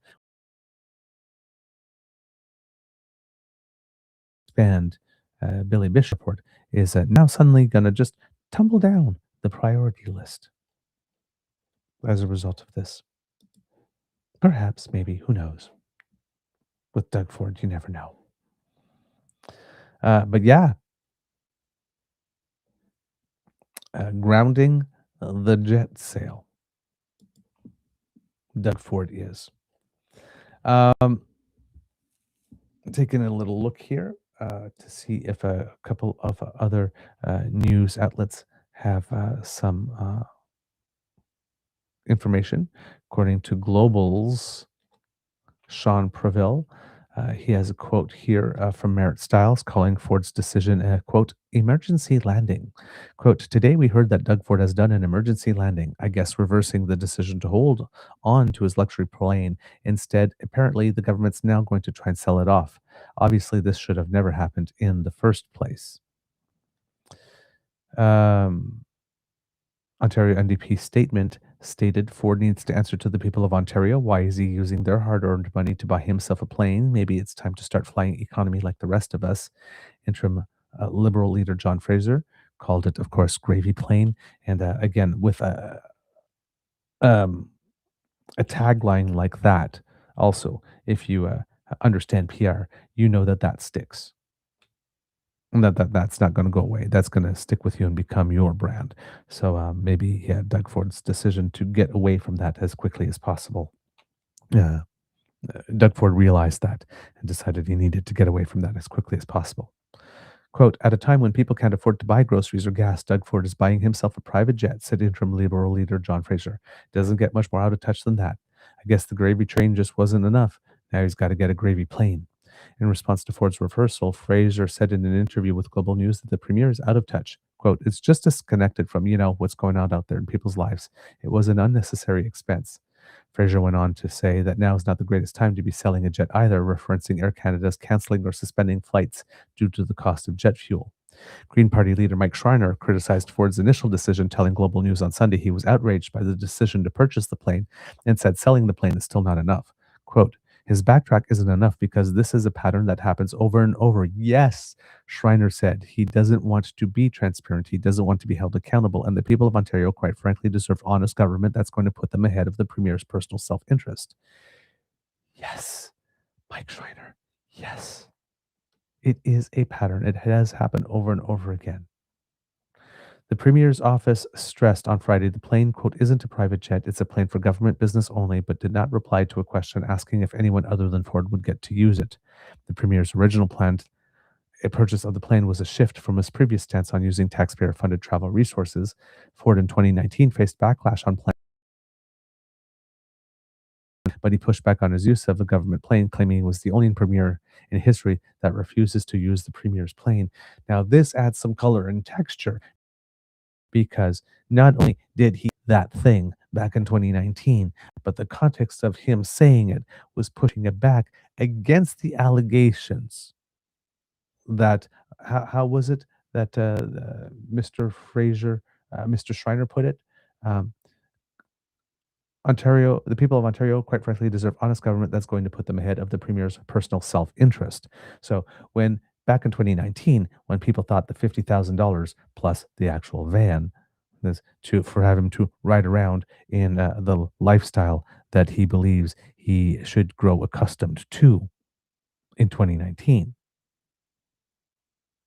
that that was a controversy. And he said, well, at least I don't want to ride around in that plane, to defend himself against that, only to come back in 2026 and now tell us that the lifestyle in which he would like to wish to grow accustomed is no longer a van plus $50,000 in alterations to make it comfortable, but an actual plane.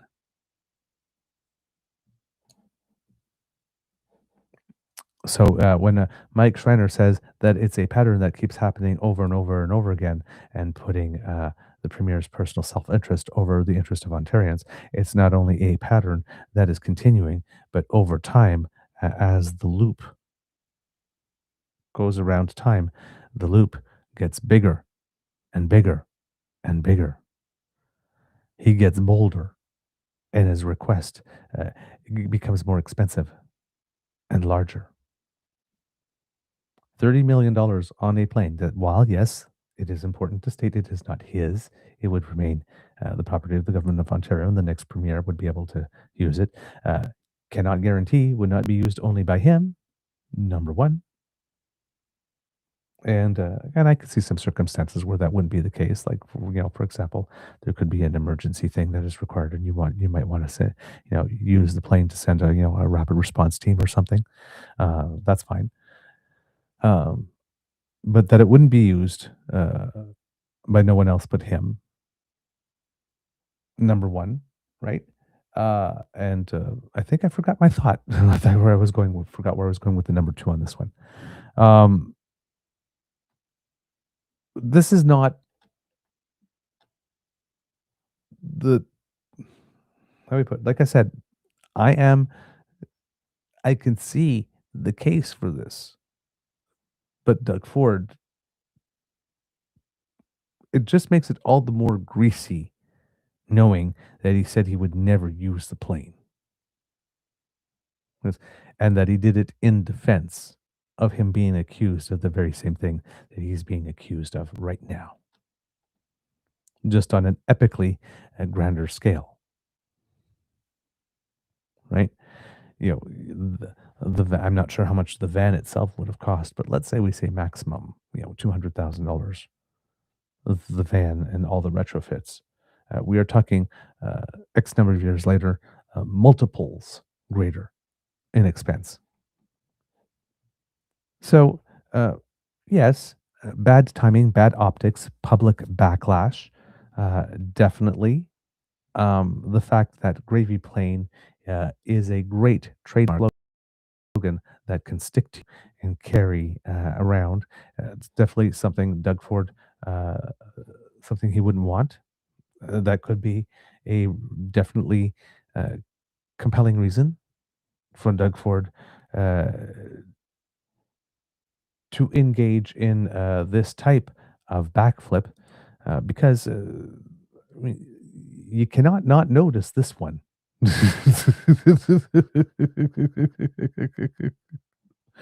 I mean, they put Doug Ford in the catapult and then launched him. So he could backflip on this one, because he was full bore in sport of this, man. It was the greatest thing. That plane's going to help me do stuff for the people.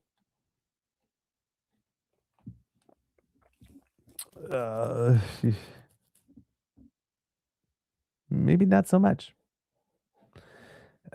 But there could also be another reason for which Doug Ford flip-flopped on this. As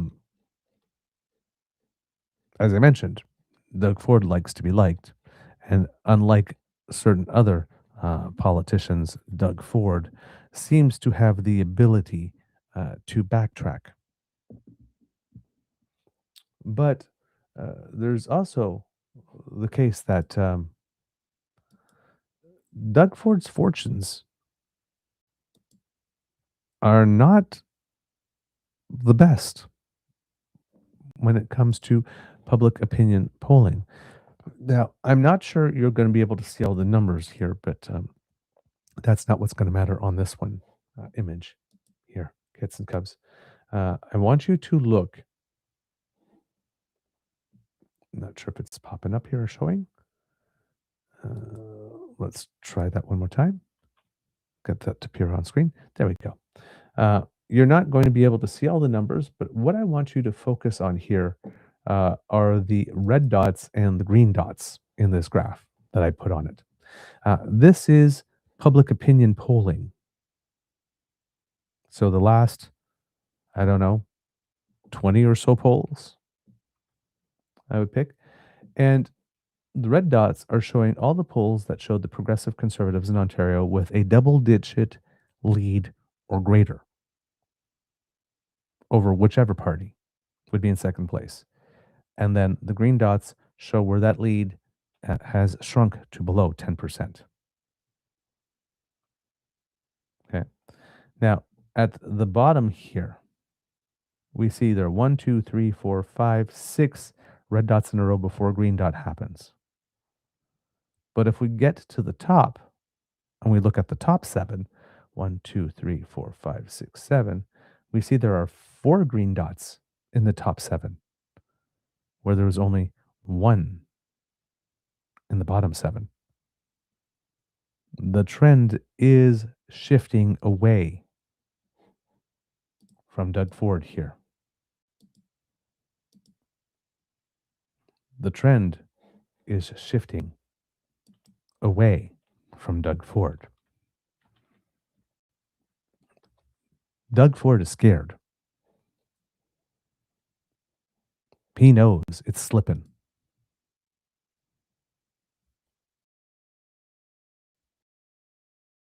So the fact, what I was talking about, I forgot what number 2 was the fact that he tried to slip this by us anyway. The purchase was made and it was announced. That's not great. We didn't get any word that this was even being considered.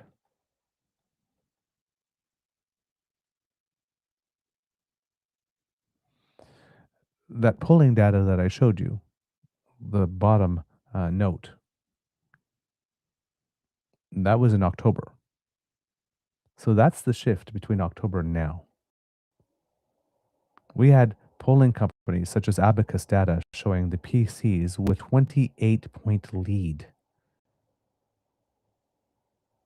on November 6th, the 26-point lead in October 12th.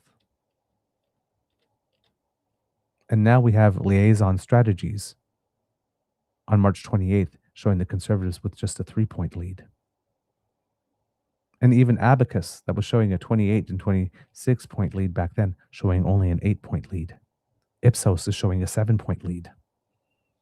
There's 3 public opinion companies now showing that that lead is shrinking, and that is with a leaderless Ontario Liberal Party.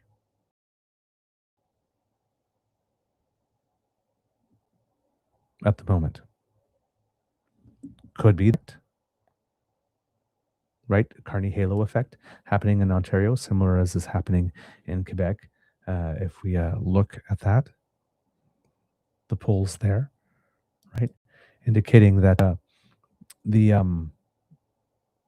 Parti Québécois might be in a little more trouble than it thought it was going to be heading into the last 6 months before the election. And, you know, one can even say that halo effect is affecting Carney at the national level because, you know, if you're looking at federal polls, there seems to be an indication that if an election were held today, that the Liberals would increase their seat count in both Alberta and Saskatchewan,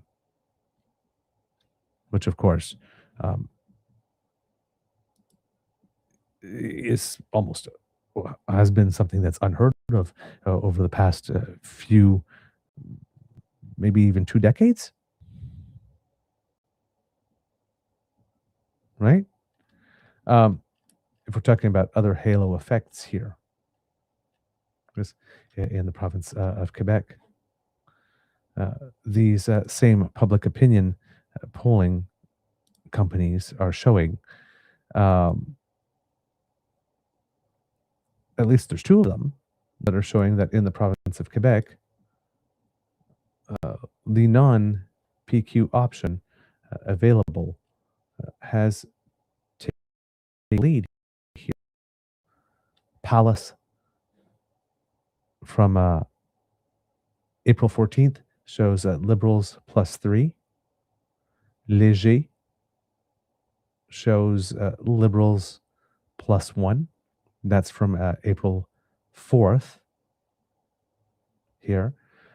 Will be interesting to watch if the Quebec Solidaire number starts going up after having chosen Christine Fréchette for their leader, who is more case with sort of a decision that mirrors a little literally, right? When we were voting in the last federal election, we had a candidate that was more economically grounded and minded and had credentialed, and one person who was trying to speak about economic issues, but was clearly more on the culture wars and the identity side, right? With a party with a leader, and the party that had the economics person was a party that seemed like was going to be dead in the water politically, fewer than 6 months prior, fewer than 10 months prior to when the election was supposed to take place. Here we have the Parti québécois, not Parti québécois, the Coalition Avenir Québec, having the choice between 2 leaders. Bernard Drinville would definitely be much more on the identity issues and culture war issues, and Christine Fréchette, who is has a I guess calmer demeanor, and comes with economic credentials. Coming in about 6 months prior to, in a race that's looking like it would be a mostly 2-party race in a multi-party system, and trying to see if she too could work a little magic there, and maybe create some interesting 3- and 4-way races that would upend the election. The Quebec Parti québécois leader Paul Saint-Pierre Plamondon, or as I like to nickname him, Paul Saint-Pierre Poilievre Plamondon, because they share certain similar characteristics, has gone from having a 14% net positive 14 approval rating to a net negative 14 disapproval rating over the past few months. So for him too, it seems to be a similar narrative that for about a year or so or 2 prior to the election date, it looks like it was going to be a shoe-in, and that he was going to run away with it. And then within the final few months of the whole thing happening, kind of slips through his fingers because of changing circumstances. I'm sure that Trump being much more belligerent on the world stage helps with people feeling much more secure. It doesn't, of course, but that is going on in Quebec. So, as things seem to be getting better it's not better. It is better, yes, but as things are changing for Mark Carney, as he has more clout to deliver on his agenda, and a lot of people are making the comment that scrutiny There will be increased scrutiny on Mark Carney because he won't be able to blame the opposition, saying they stalled because he has a majority. That's a little inaccurate because there's still plenty that opposition parties can do with the minority to slow things down and drag heels. Plenty that can be done. But yes, you do have all the advantages in that sense if you are leading, and you will have more scrutiny and eyes on you as a result. With all that added responsibility and scrutiny about to come, and less granting of grace and wiggle room, let's put it that way, or benefit of doubt, also seems to be coming for Mark Carney. Dissipation of certain other issues, right? If it is such that the Carney halo effects does make it such that the Charles Milliard in Quebec does win the next, and his Liberals win the next election, or that his better relations with Christine Fréchette, because he did meet with her, and it seems that the meeting was indeed positive and reported as something positive from both parties who took part in the meeting. If she is able to do well enough in the time that she has to bring her party back from the brink, it could be a clear minority government situation as well in Quebec after the next election. But either way, it seems that there is a good chance that that particular threat would disappear, which would make Mark Carney's life a little easier as well. There is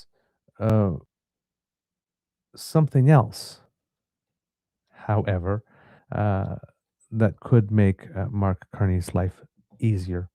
And again, it's coming from the public opinion polling here. 338 Canada, which is the polling aggregator that we often look at when we want to look at where they're going. We do look at individual polls now and then, but overall, we like to rely on a polling aggregator because, it smooths things out and gives you a sort of general picture across all polling companies. Now, when we showed this last time to you, we showed in the seat counts that the Liberals were at 210 if there would be an election, and that the Conservatives were at 104. Right? This week's numbers have come out. So again, you have the Conservatives telling us all week long that Canadians did not vote for a majority. Absolutely did not. Right? That Mark Carney engaged in some dirty backroom deals, and this is not how democracy is supposed to work, and Canadians will just not have it. Okay, well, let's take a look and see what it is that Canadians do indeed appear to be saying. And Kids and Cubs, again, if it seems that I am moving slowly and dragging for time, stretching for time, I am, because this is moving extremely slowly. But here you have it, the seat projection. And you will notice here in the seat, I will make it just a little larger if I can. Go Kids and Cubs. You will notice here that the Conservative number is only comprised of 2 digits now. If there were an election being held today, the Liberals would pick up 215 seats and the Conservatives would pick up 98. It's 117 seats more for the Liberals, and the Conservatives have just gone under on the polling aggregator, not just one specific poll, but the polling aggregator itself. have just gone under the 100 seat mark. Psychologically, that is devastating. We're still seeing a 46 to 35 split for the Liberals here. That caucus meeting on Wednesday, Conservative caucus meeting Wednesday, will sure be interesting. Won't it, kits and cups?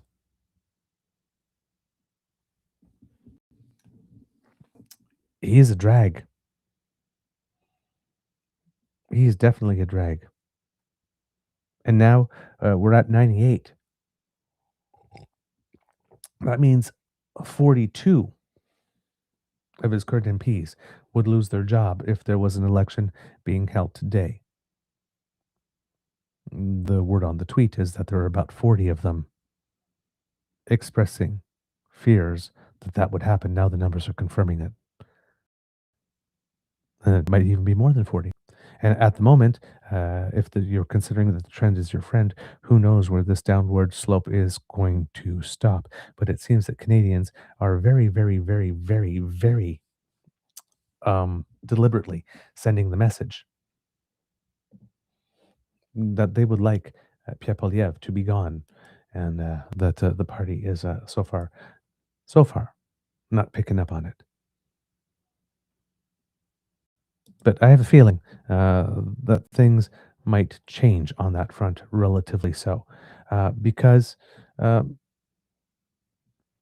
there is another little bit of news that came out, and it's from Angus Reid polling. And the reason it's important is because the Conservatives keep on pointing to that delegated convention that they had, stating 87%, 87%, 87%. Right? And we looked at the numbers from the vote. Can Pierre actually turn his people out and show up to vote if the party is 87% behind him? And then we saw that the party got about 10% of all the votes cast in those 3 by-elections, to which the Conservatives then turned around and say, yeah, but those are not ridings that Conservatives were expected to win. In fact, they were 3 Liberal holds. And you could put an asterisk over Terrebonne as being a Liberal hold because it's not traditionally a Liberal seat. But that still doesn't explain less than 20% turnout for the Conservatives in ridings in the GTA. And it doesn't explain the Conservative vote in Terrebonne dropping from 18% to 3%. The people didn't come. So one of those things that we talked about that convention is that because it wasn't a one member, one vote, that you couldn't really rely on that number. Well, we're getting an idea now, a couple months past the convention, right? This is also the overall context here, right? Mark Carney has been prime minister for a little over a year, right? If you add the day he became prime minister upon winning the Liberal leadership, but if you also look at the day he became prime minister from actually voting, having had an election, about a year. Canadians have seen him go for about a year and are offering their verdict after about a year of performance.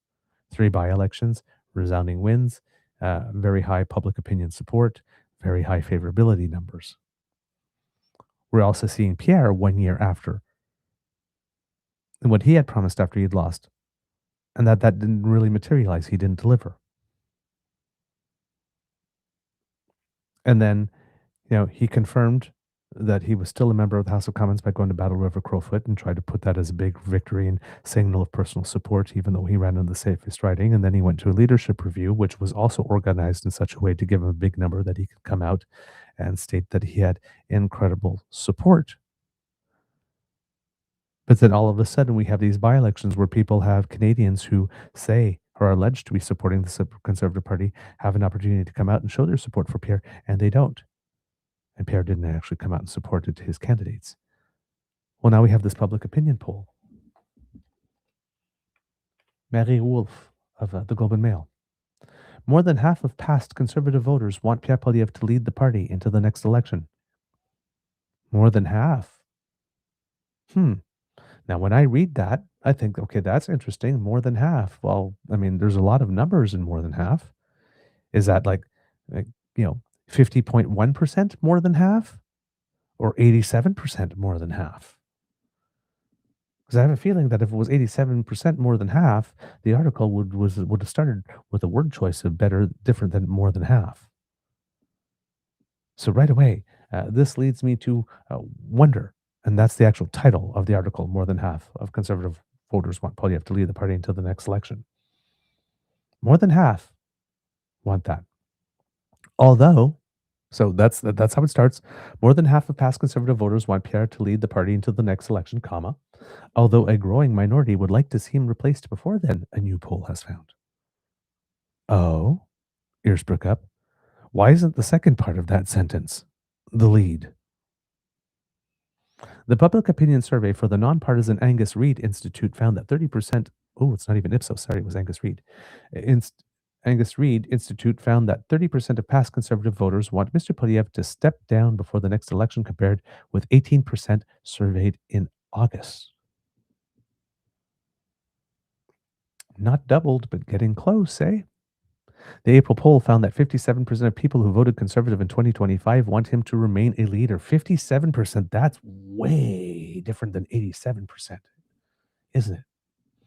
So now, every time a Conservative comes up, says 87%. No, 57%, buddy.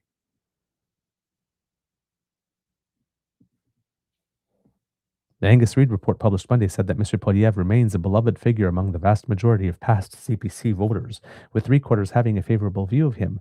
This represents a decline of 13 points from 88% in June 2025. The poll found that the decision of Marilyn Gladu, who was perceived as being a stalwart true blue Conservative, and 3 other of Mr. Poilievre's MPs to cross the floor to join Prime Minister Mark Carney's Liberals. Among all potential voters, the Angus Reid poll found that the Conservative leader appears to resonate most with men aged 35 to 54, among whom almost half said they have a favorable view of him. Men 35 to 54, a group of which I'm a part of. No. Just no. No. That's not where your future is. As a friend, no. A friend will tell you, no. Fewer than 3 in 10 women of all age groups said they have a favorable view of Mr. Poilievre, according to the poll. Yes, listen to your women. Men aged 35 to 54, listen to women, the women in your circles. Listen to them. They're seeing things you don't. They're seeing what's in your blind spot. Wow. Fewer than 3 in 10 women of all age groups said they have a favorable view of Mr. Poilievre, according to the poll. Half said they have a very unfavorable impression of the leader. In comparison, 59% approve of Mr. Carney, while 1 in 3 voice disapproval. 18% of women strongly disapprove of Mr. Carney. The poll found mixed views on whether Mr. Carney's newfound majority, which follows floor crossings from Conservatives and NDP MPs and by-election victories, is good or bad for the country. Overall, 44% said Liberal majority is a good thing because of stability, while slightly fewer, 42, said it's a bad thing because of the current makeup of the House of Commons does not reflect how Canadians voted in last year's federal election. Yes, but we are not last year now. We are 1 year from last year. And we feel differently now. The Angus Reid report said the impact of an apparent rebrand by Mr. Poilievre, including appearing on podcasts such as Joe Rogan Experience and softening his tone, has been, quote, negligible in winning favor among Canadians. And that statement brings me a little bit of joy because one of the influencers, the one that posted a comment putting another person in danger, claiming that that person was the Tumbler Ridge shooter when they weren't. That particular person who disappeared for a while. They were posting that about Joe Rogan. You know, this is the thing that's going to do it for a man. This is the thing that's going to do it. It's like how's this going to do it? So he's going on the biggest show ever, man. It's in the bag. Not really. Only public opinion polling showed that only 58% of conservatives actually thought that it was a good thing that he had done it. And here we have public opinion polling telling us that 59% of conservatives, only 57% of conservatives would like him to stay. And that his efforts have been negligible. Sam Lilly, a spokesperson for Mr. Poilievre, said conservatives stood by Pierre in record numbers just 3 months ago in Calgary, awarding him with 87.4% support as leader. Yeah, that's conservatives with a capital C, not conservatives with a lowercase c, which are the people you're supposed to impress, the people who are voting. Conservatives led by Pierre forced the Liberals to scrap their suffocating carbon tax and deliver some relief at the pumps and grocery stores, and will continue to fight for results while calling out the Carney Liberals' illusions. Ooh, ooh, ooh, ooh, illusion. Every time I hear a conservative saying, Mark Carney's just an illusion, this is an illusion, that's all I hear. I hear that song from Flashdance in my head. And the online survey of 1,646 Canadian adults was carried out from April 15th to 17th. The Globe and Mail does not report a margin of error for online polls. Yeah. So it would seem that when you ask conservative voters, 87% support for Pierre actually becomes 57% support. Really.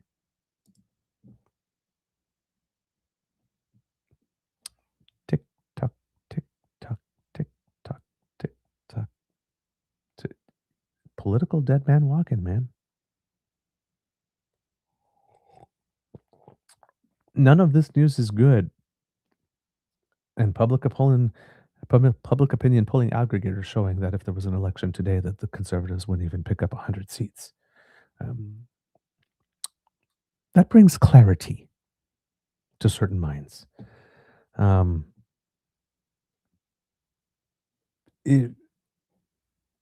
Let's put it this way. As I mentioned before, this now becomes a situation of how long the party thinks there will be before there's another election. Right? The next federal election, assuming this majority holds and goes all the way, doesn't have to take place until after Donald Trump would no longer be president, assuming that there is another federal election in the United States and that the results are actually don't go, that Trump doesn't get to run in it again, that Republicans lose, and that Trump actually decides he's going to go away. There's a lot of ifs there.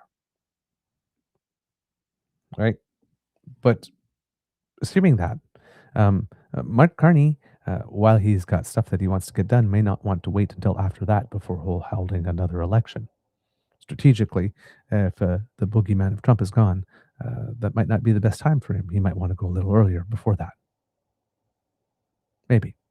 So it's not like the conservatives can turn around and say, hey, we have 3 years in the bag. Yeah, all this time. But there is, if there isn't anybody in the wings, there are people in the wings. But if there isn't anybody in the wings, right?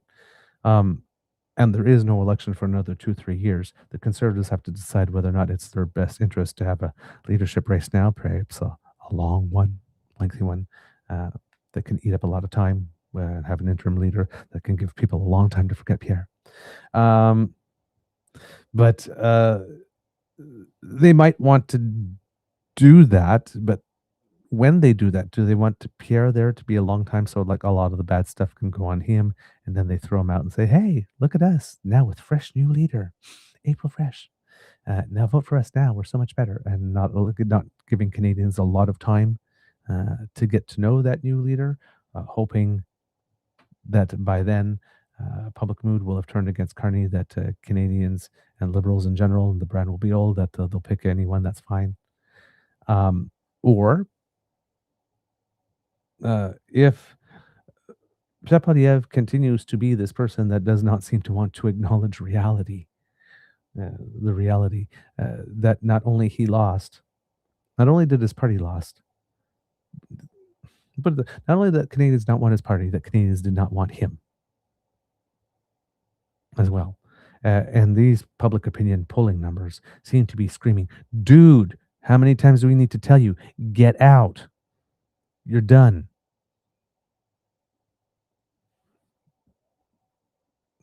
But he's not taking the hint yet. He still thinks he's the guy. If he continues doing things like sending out those letters, asking people to justify themselves to him, or keeps on doing what I'm going to assume was an ill-advised speaking from the hip thing that he didn't clear through anybody in his communications thing. Group that statement that Mark Carney was badly educated on economics. I'm going to go out on a limb and guess that was some freelancing. That after he did it, I then told the party, "You need to go out and sell."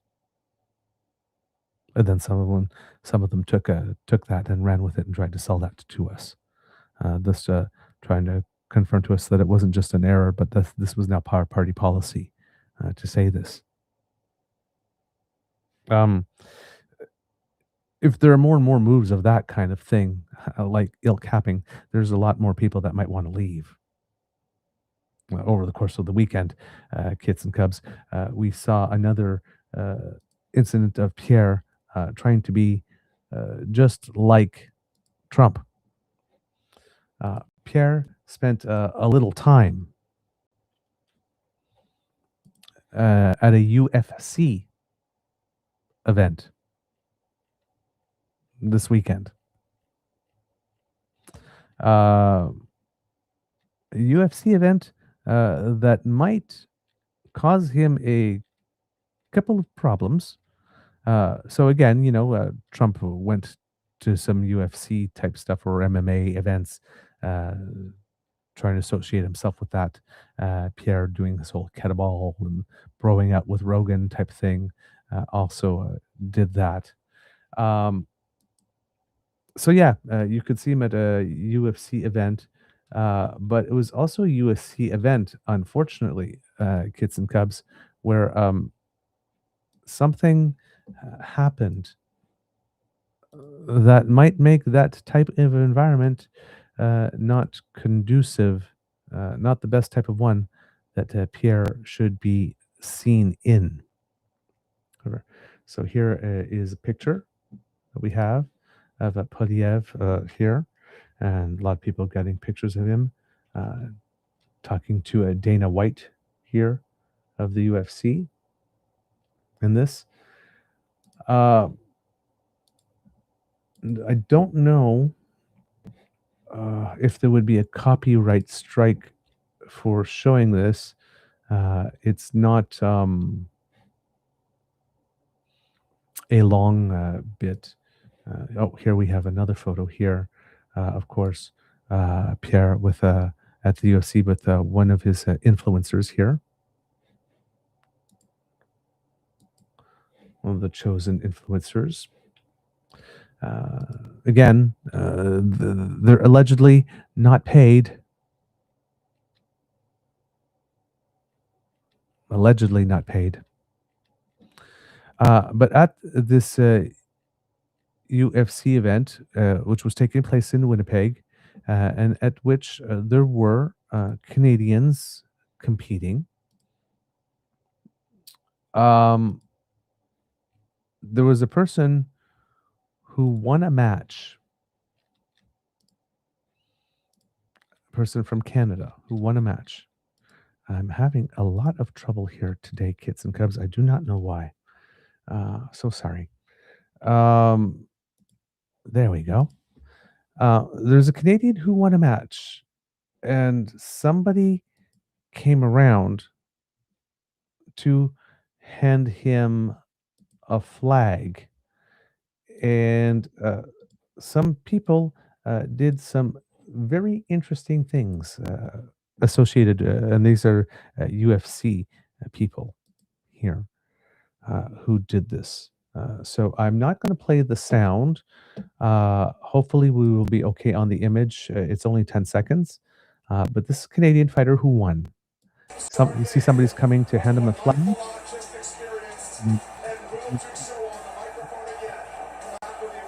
Okay, and won't allow him to put it up.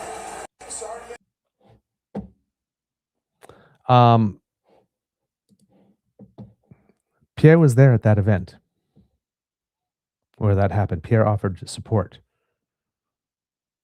with his presence at that event. Maybe an aspiring leader of Canada should not be present at events where the people who are operating the event don't appear to want to have the Canadian flag shown on display. Perhaps. So yeah, things not getting better for Pierre at all. Also, not getting better in that if you were watching Power and Politics over the past little while, of course, as you know, David Cochrane is back. I need to note something because it seems that inflation numbers have kind of come out today. So I will work those in before we go. Might have a little longer show than we had planned then.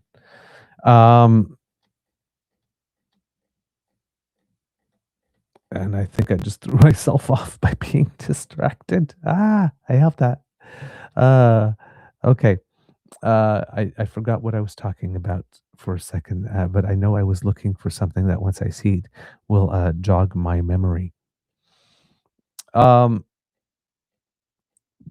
talk about things not going well for Pierre, of course. One of the things, Kits and Cubs, that I do recommend you watch, if you go to CPAC, there's a show called Primetime Politics.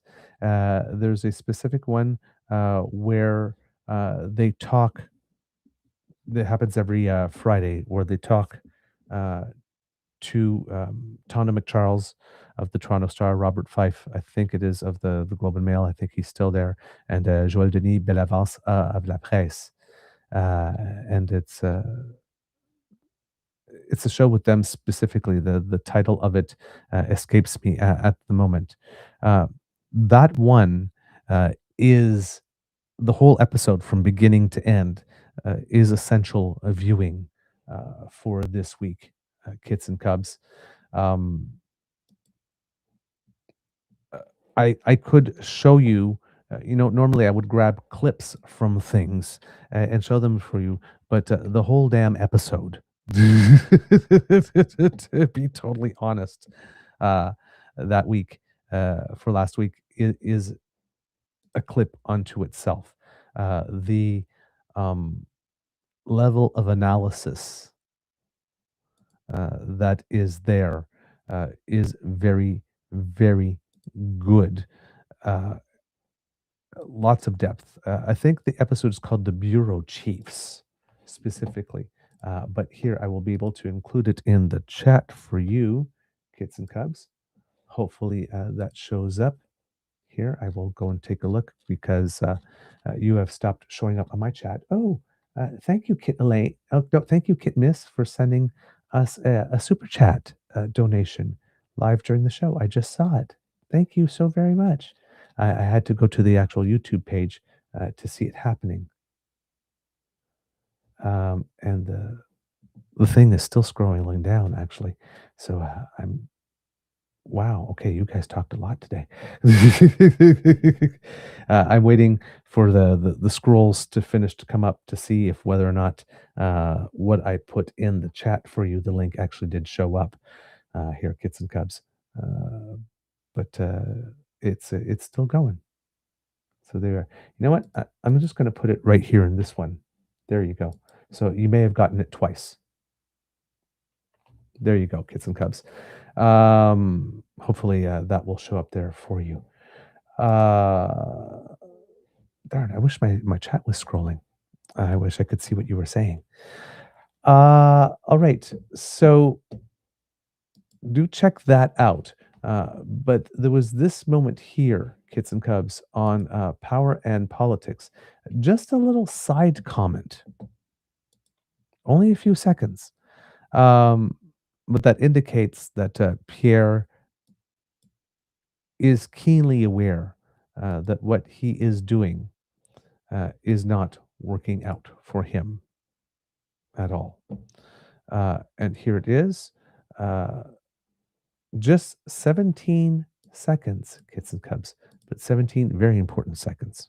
I'm getting the impression from what I hear that the new tactic of the leader, at any rate, doing mainstream media, that could be over. That they may be going back more to sort of the more friendly ecosystem stuff, right, than what we've seen in recent weeks. Not for his MPs, but maybe just for him. So we'll see. So it would appear that Pierre Poilievre, not only is the polling stuff not going well for him, not only has the makeover not gone well for him, the tonal shift, not only has, again, some of his recent speeches not gone over well for him as well. Again, that episode that I told you to watch, Tana McCharles, was just, she wasn't trying to be mean. She was telling the truth, but the truth is just so harsh that one could be forgiven if one was assuming one was trying to be mean. Let's just put it that way. But he did not do himself any service whatsoever when going and making that speech for himself there.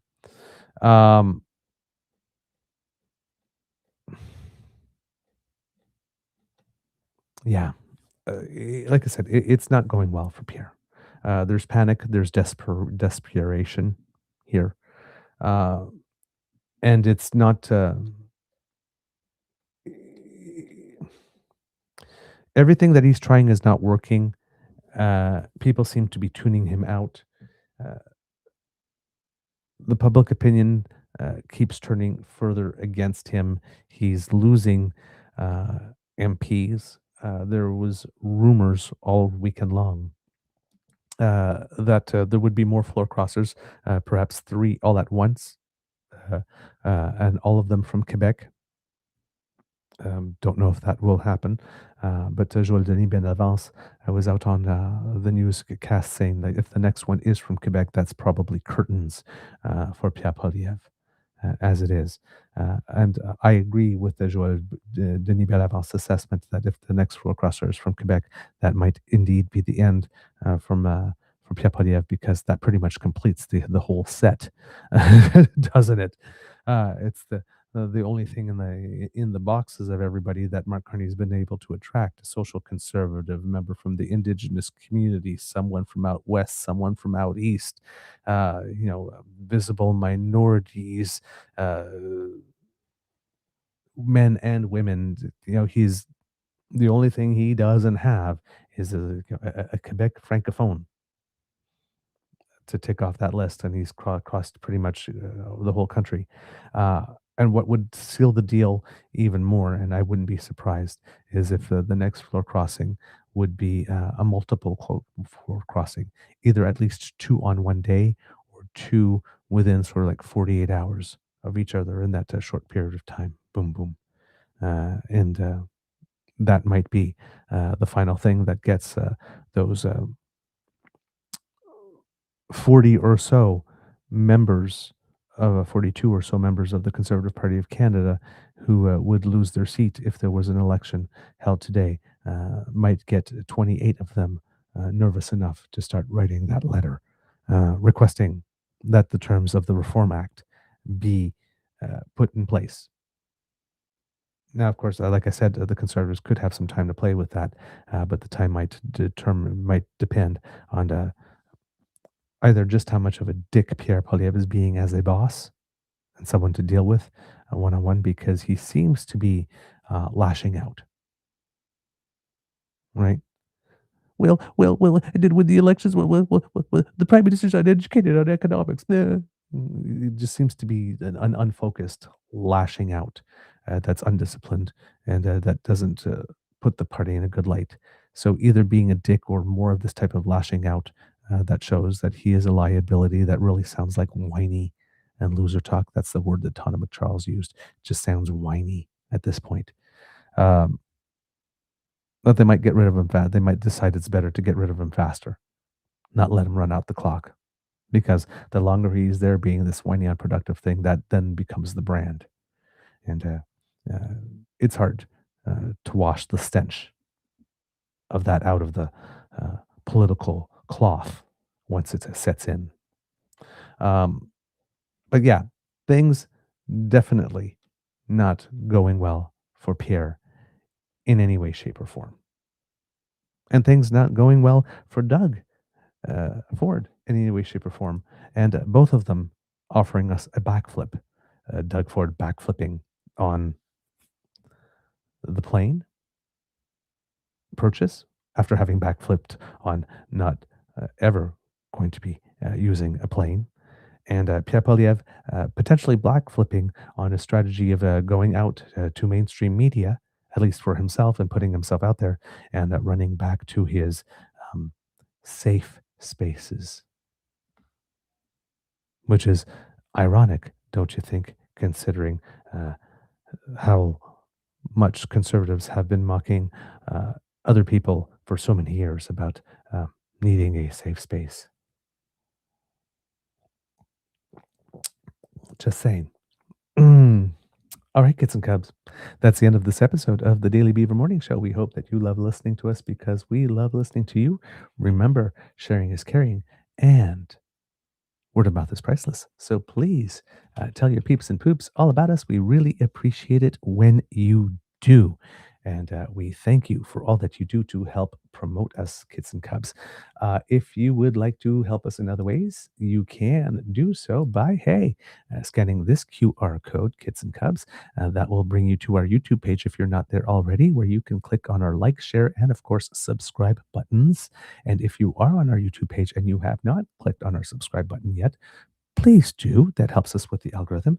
And please click on like and share. All of it helps us with the algorithm and helps people find us. And we are so grateful for the help you give us on that front. Kids and cubs also, I don't know if you can tell me this because I can't see it when I look on it. But I do not know if you have the opportunity to offer us what is called hype points on YouTube. So if you can let me know whether or not you see that at all on the page. But if you do see it, please click it because apparently it's a program that's designed for people with smaller subscriber bases to help them get amplified. And it seems that if you have the opportunity to offer hype points, that helps with that. So yes, I don't know if that is indeed there or not.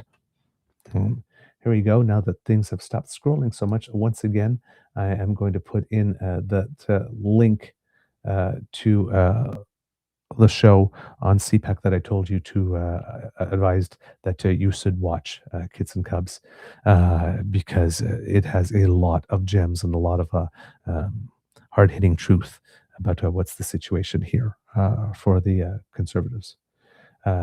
Kit Elaine says, not seeing hype. Yeah, I don't know why it's supposed to be happening. It might not be on the live videos, Kids and Cubs. They might be on the videos afterwards, after they've been up. Apparently you can, I might ask you to do that for me. If you can, after this episode is over, if you can go check on older live videos, like within the last 7 days, to see if that thing is there, whether or not you can grab it, because we should be qualifying for it, but I do not see it anywhere for our products, and I don't understand why that is. Yes, the hype setting needs to be turned on for the page. We did look at those. It is turned on, but for some reason we do not have it. So, but I will go look. I looked from my Android. Apparently, oh yes, that's the other thing though. It might be working only. The hype thing might be available only on your cell phones. So for those of you who are watching on cell phone and not a desktop, you'll be able to tell me. That's the other thing there. Uh, there we go. Yeah, it's once it's posted, you can't do it on the live. But please just go check to see if they are there, and if it is the case, if you could please grant us some hype points, that would be absolutely fantastic. It's another way that it helps people find us. All right, kids and cubs, you can also help in other ways by supporting us financially, as Miss Shadika did here by making a contribution in the live chat. Thank you so much. That means the world to us. And if you believe, like Miss Shadika, that what we do has some value and resonates with you, and would like to encourage us to keep going by helping us finance it, because we do incur some costs to bring the show to you, we would be very grateful for your enthusiastic expression of encouragement via a donation. And one of the ways you can do it is by scanning this QR code, which will bring you to our coffee page. That's coffee, ko-fi.com/eagerbeaver, all in one word.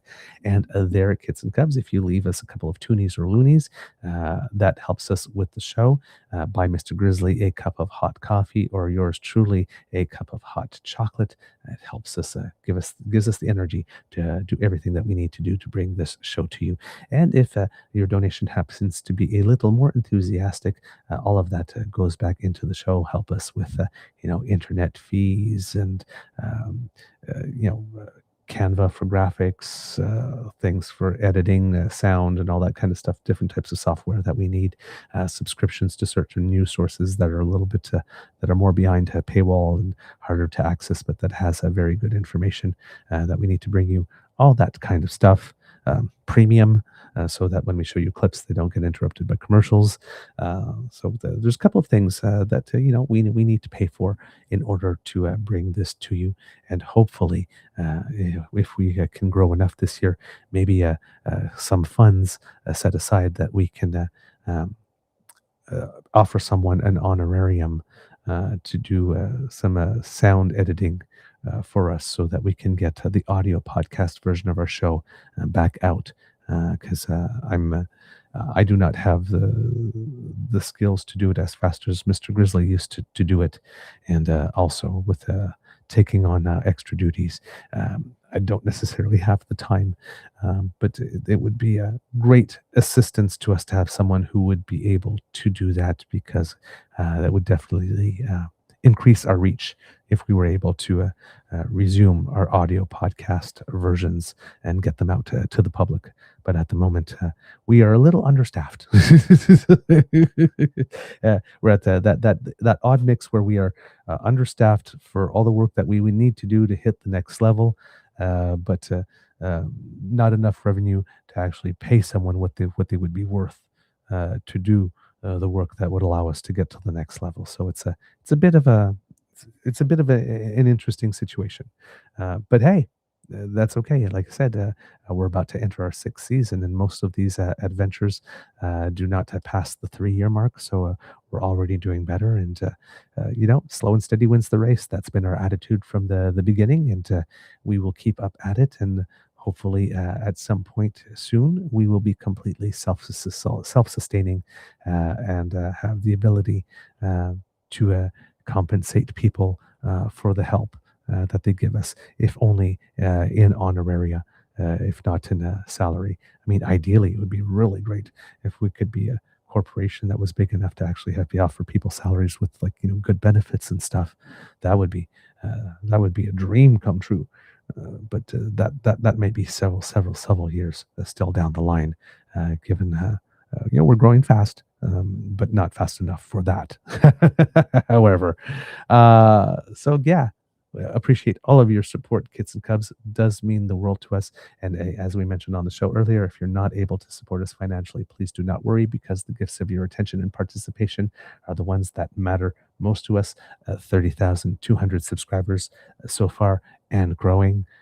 Again, never thought that this would be in the cards for us. We had hoped, but never really hoped, and never really thought it could happen, and it has. So right now, we're living the dream, and we're going to take it as far as you allow us to. Damn fam. Lots of stuff on the way. Oh, by the way, kids and cubs, perhaps sometime this week, if we can make our schedules coordinate, I might have Mr. Thomas Lukasik on the show with us. He wrote to us over the course of the weekend and did accept our offer, so I need to make some arrangements. But quite possibly, we might have this fine gentleman who's been giving us a great example of how to do democracy on our show this week. So I'm very excited about that. And hopefully bringing you more interview guests. I got a few of them, a long list of people I need to follow up on. Interviews delayed when we were dealing with our technical issues that now seem to be solved. So yes, I'm very, very, very excited. But yes, we might have Thomas Lukasik with us. Kids and Cubs, I know you've been wanting to hear from him for some time.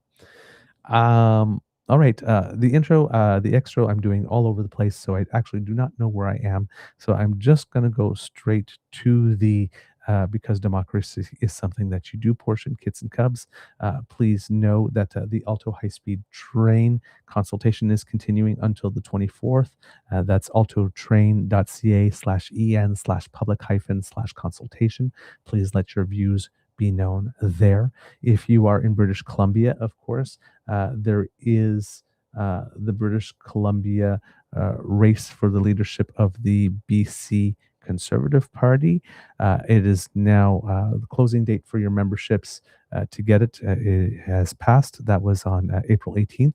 So it says here that ballots will be sent to members beginning May 9th, and the leadership vote scheduled for May 30th. So please make sure that once you get your ballot, you get it in as soon as possible and make your choice known, kids and cubs.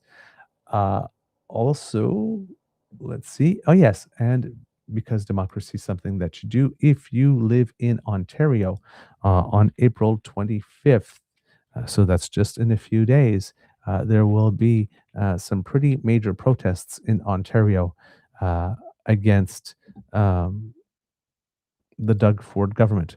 According to Barrie Today's Joseph Quigley, says here that protesters will once again be rallying in the region to push back against the provincial government as part of Ontario-wide rallies. Barrie, Angus, Newmarket, and Stayner are among more than 50 communities now playing host to the wide protest on April 25th. The event is a follow-up from a similar Fight Forward rally on March 28th to address a range of concerns about recent government decision-making, including cuts to OSAP grants, environmental policy, and Premier Doug Ford looking to change freedom of information rules to protect his phone records. And during those March 28 rallies, there was a certain amount of violence committed upon the kids that had showed up to protest by those that were hired to enforce peace. And that did not look very well on the government. Local organizer Melanie Duckett-Wilson said that with more than 100 people attending the first rally in Newmarket and the number of protests increasing, more people are feeling comfortable saying that what the government is doing is not acceptable. Quote, "My concern is not necessarily about who's in government, which political party. It's more about the actions they're taking," she said. Other community organizers are also planning rallies for April 25th. The Barrie rally will begin at 1 p.m. at Sadlin Arena, 555 Bayview Drive, not far from Barrie-Innisfil MPP Andrea Kenjan's South End constituency office, while the Angus event will be at Peacekeepers Park on Commerce Road starting at 2 p.m. The Stayner rally will be held outside Simcoe Grey MPP Brian Saunderson's office at 7317 Highway 26 East beginning at 2 p.m. And the Newmarket protest is set for 1 p.m. at the corner of Yonge Street and Savage Road near the plaza with office of Newmarket Aurora MPP Don Gallagher Murphy. So there you go here. Duckett-Wilson said specifically that she was glad to see more youth in attendance, with OSAP changes being a big concern. Quote, "Youth are unfortunately getting impacted from every angle. The success of the first event and the momentum behind the Let's try that again. The success of the first event and the momentum behind the moment convinced her to help organize this second local protest. Quote, "It was a very positive experience last time around. Folks were very positive, hopeful, and supportive, and I think they appreciated the opportunity." So there you go. If you're in that part of the province, go. But there are protests all over the province scheduled for the 25th. So please find the one in your area And do please attend, Kits and Cubs. It would be fantastic if you did. So yeah, that's the because democracy is something that you do portion of the show. Uh, Words of wisdom. Well, I kind of gave them to you a little earlier today. So, and again, once again, I don't remember specifically what they are. So I won't repeat them because I can't. But you might have to go back earlier in the show. But otherwise, if it is happens to be nice and sunny where you are, please enjoy the day and then go get yourself a little bit of sunshine. Maybe play in the garden a bit if you have the opportunity, or something of the like. Took the bike out for a ride over the course of the weekend for the first time too. That was kind of nice. So it's time to get out there and reconnect with the world, kids and cubs. Everything's coming alive. So why not? Why not us too? Right? Let's get out there. Kids and cubs. I guess I'm at the point where I say it could be a tough world out there. So please be kind to and gentle with yourself.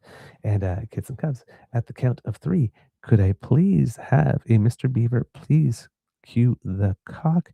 And then I will come back with that information update on inflation that I mentioned a little earlier. So on the count of 3, 1, 2, 3. Let me hear it. Oh, yeah, that's the good stuff. Perfect for Monday morning. And since you asked so nicely, here's a little cock-a-doodle-doo just for you. You are listening to a True North Eager Beaver Media Incorporated podcast. The True North Eager Beaver podcasts are proudly brought to you by our founding sponsors, the Misfit Mysteries from Corvid Moon Publishing, your source for science fiction, fantasy, and cozy mysteries featuring a broad diversity of characters. CanadianTarot.com, their uniquely Canadian online eclectic tarot community. And The Peppermaster, hot pepper sauces made from farm-fresh ingredients to thrill your taste buds and expand your mind. We are grateful to the Crier Media Network for its support, Pete Jarvis for our artwork, and Paul Joseph Something for our opening and closing sequence music.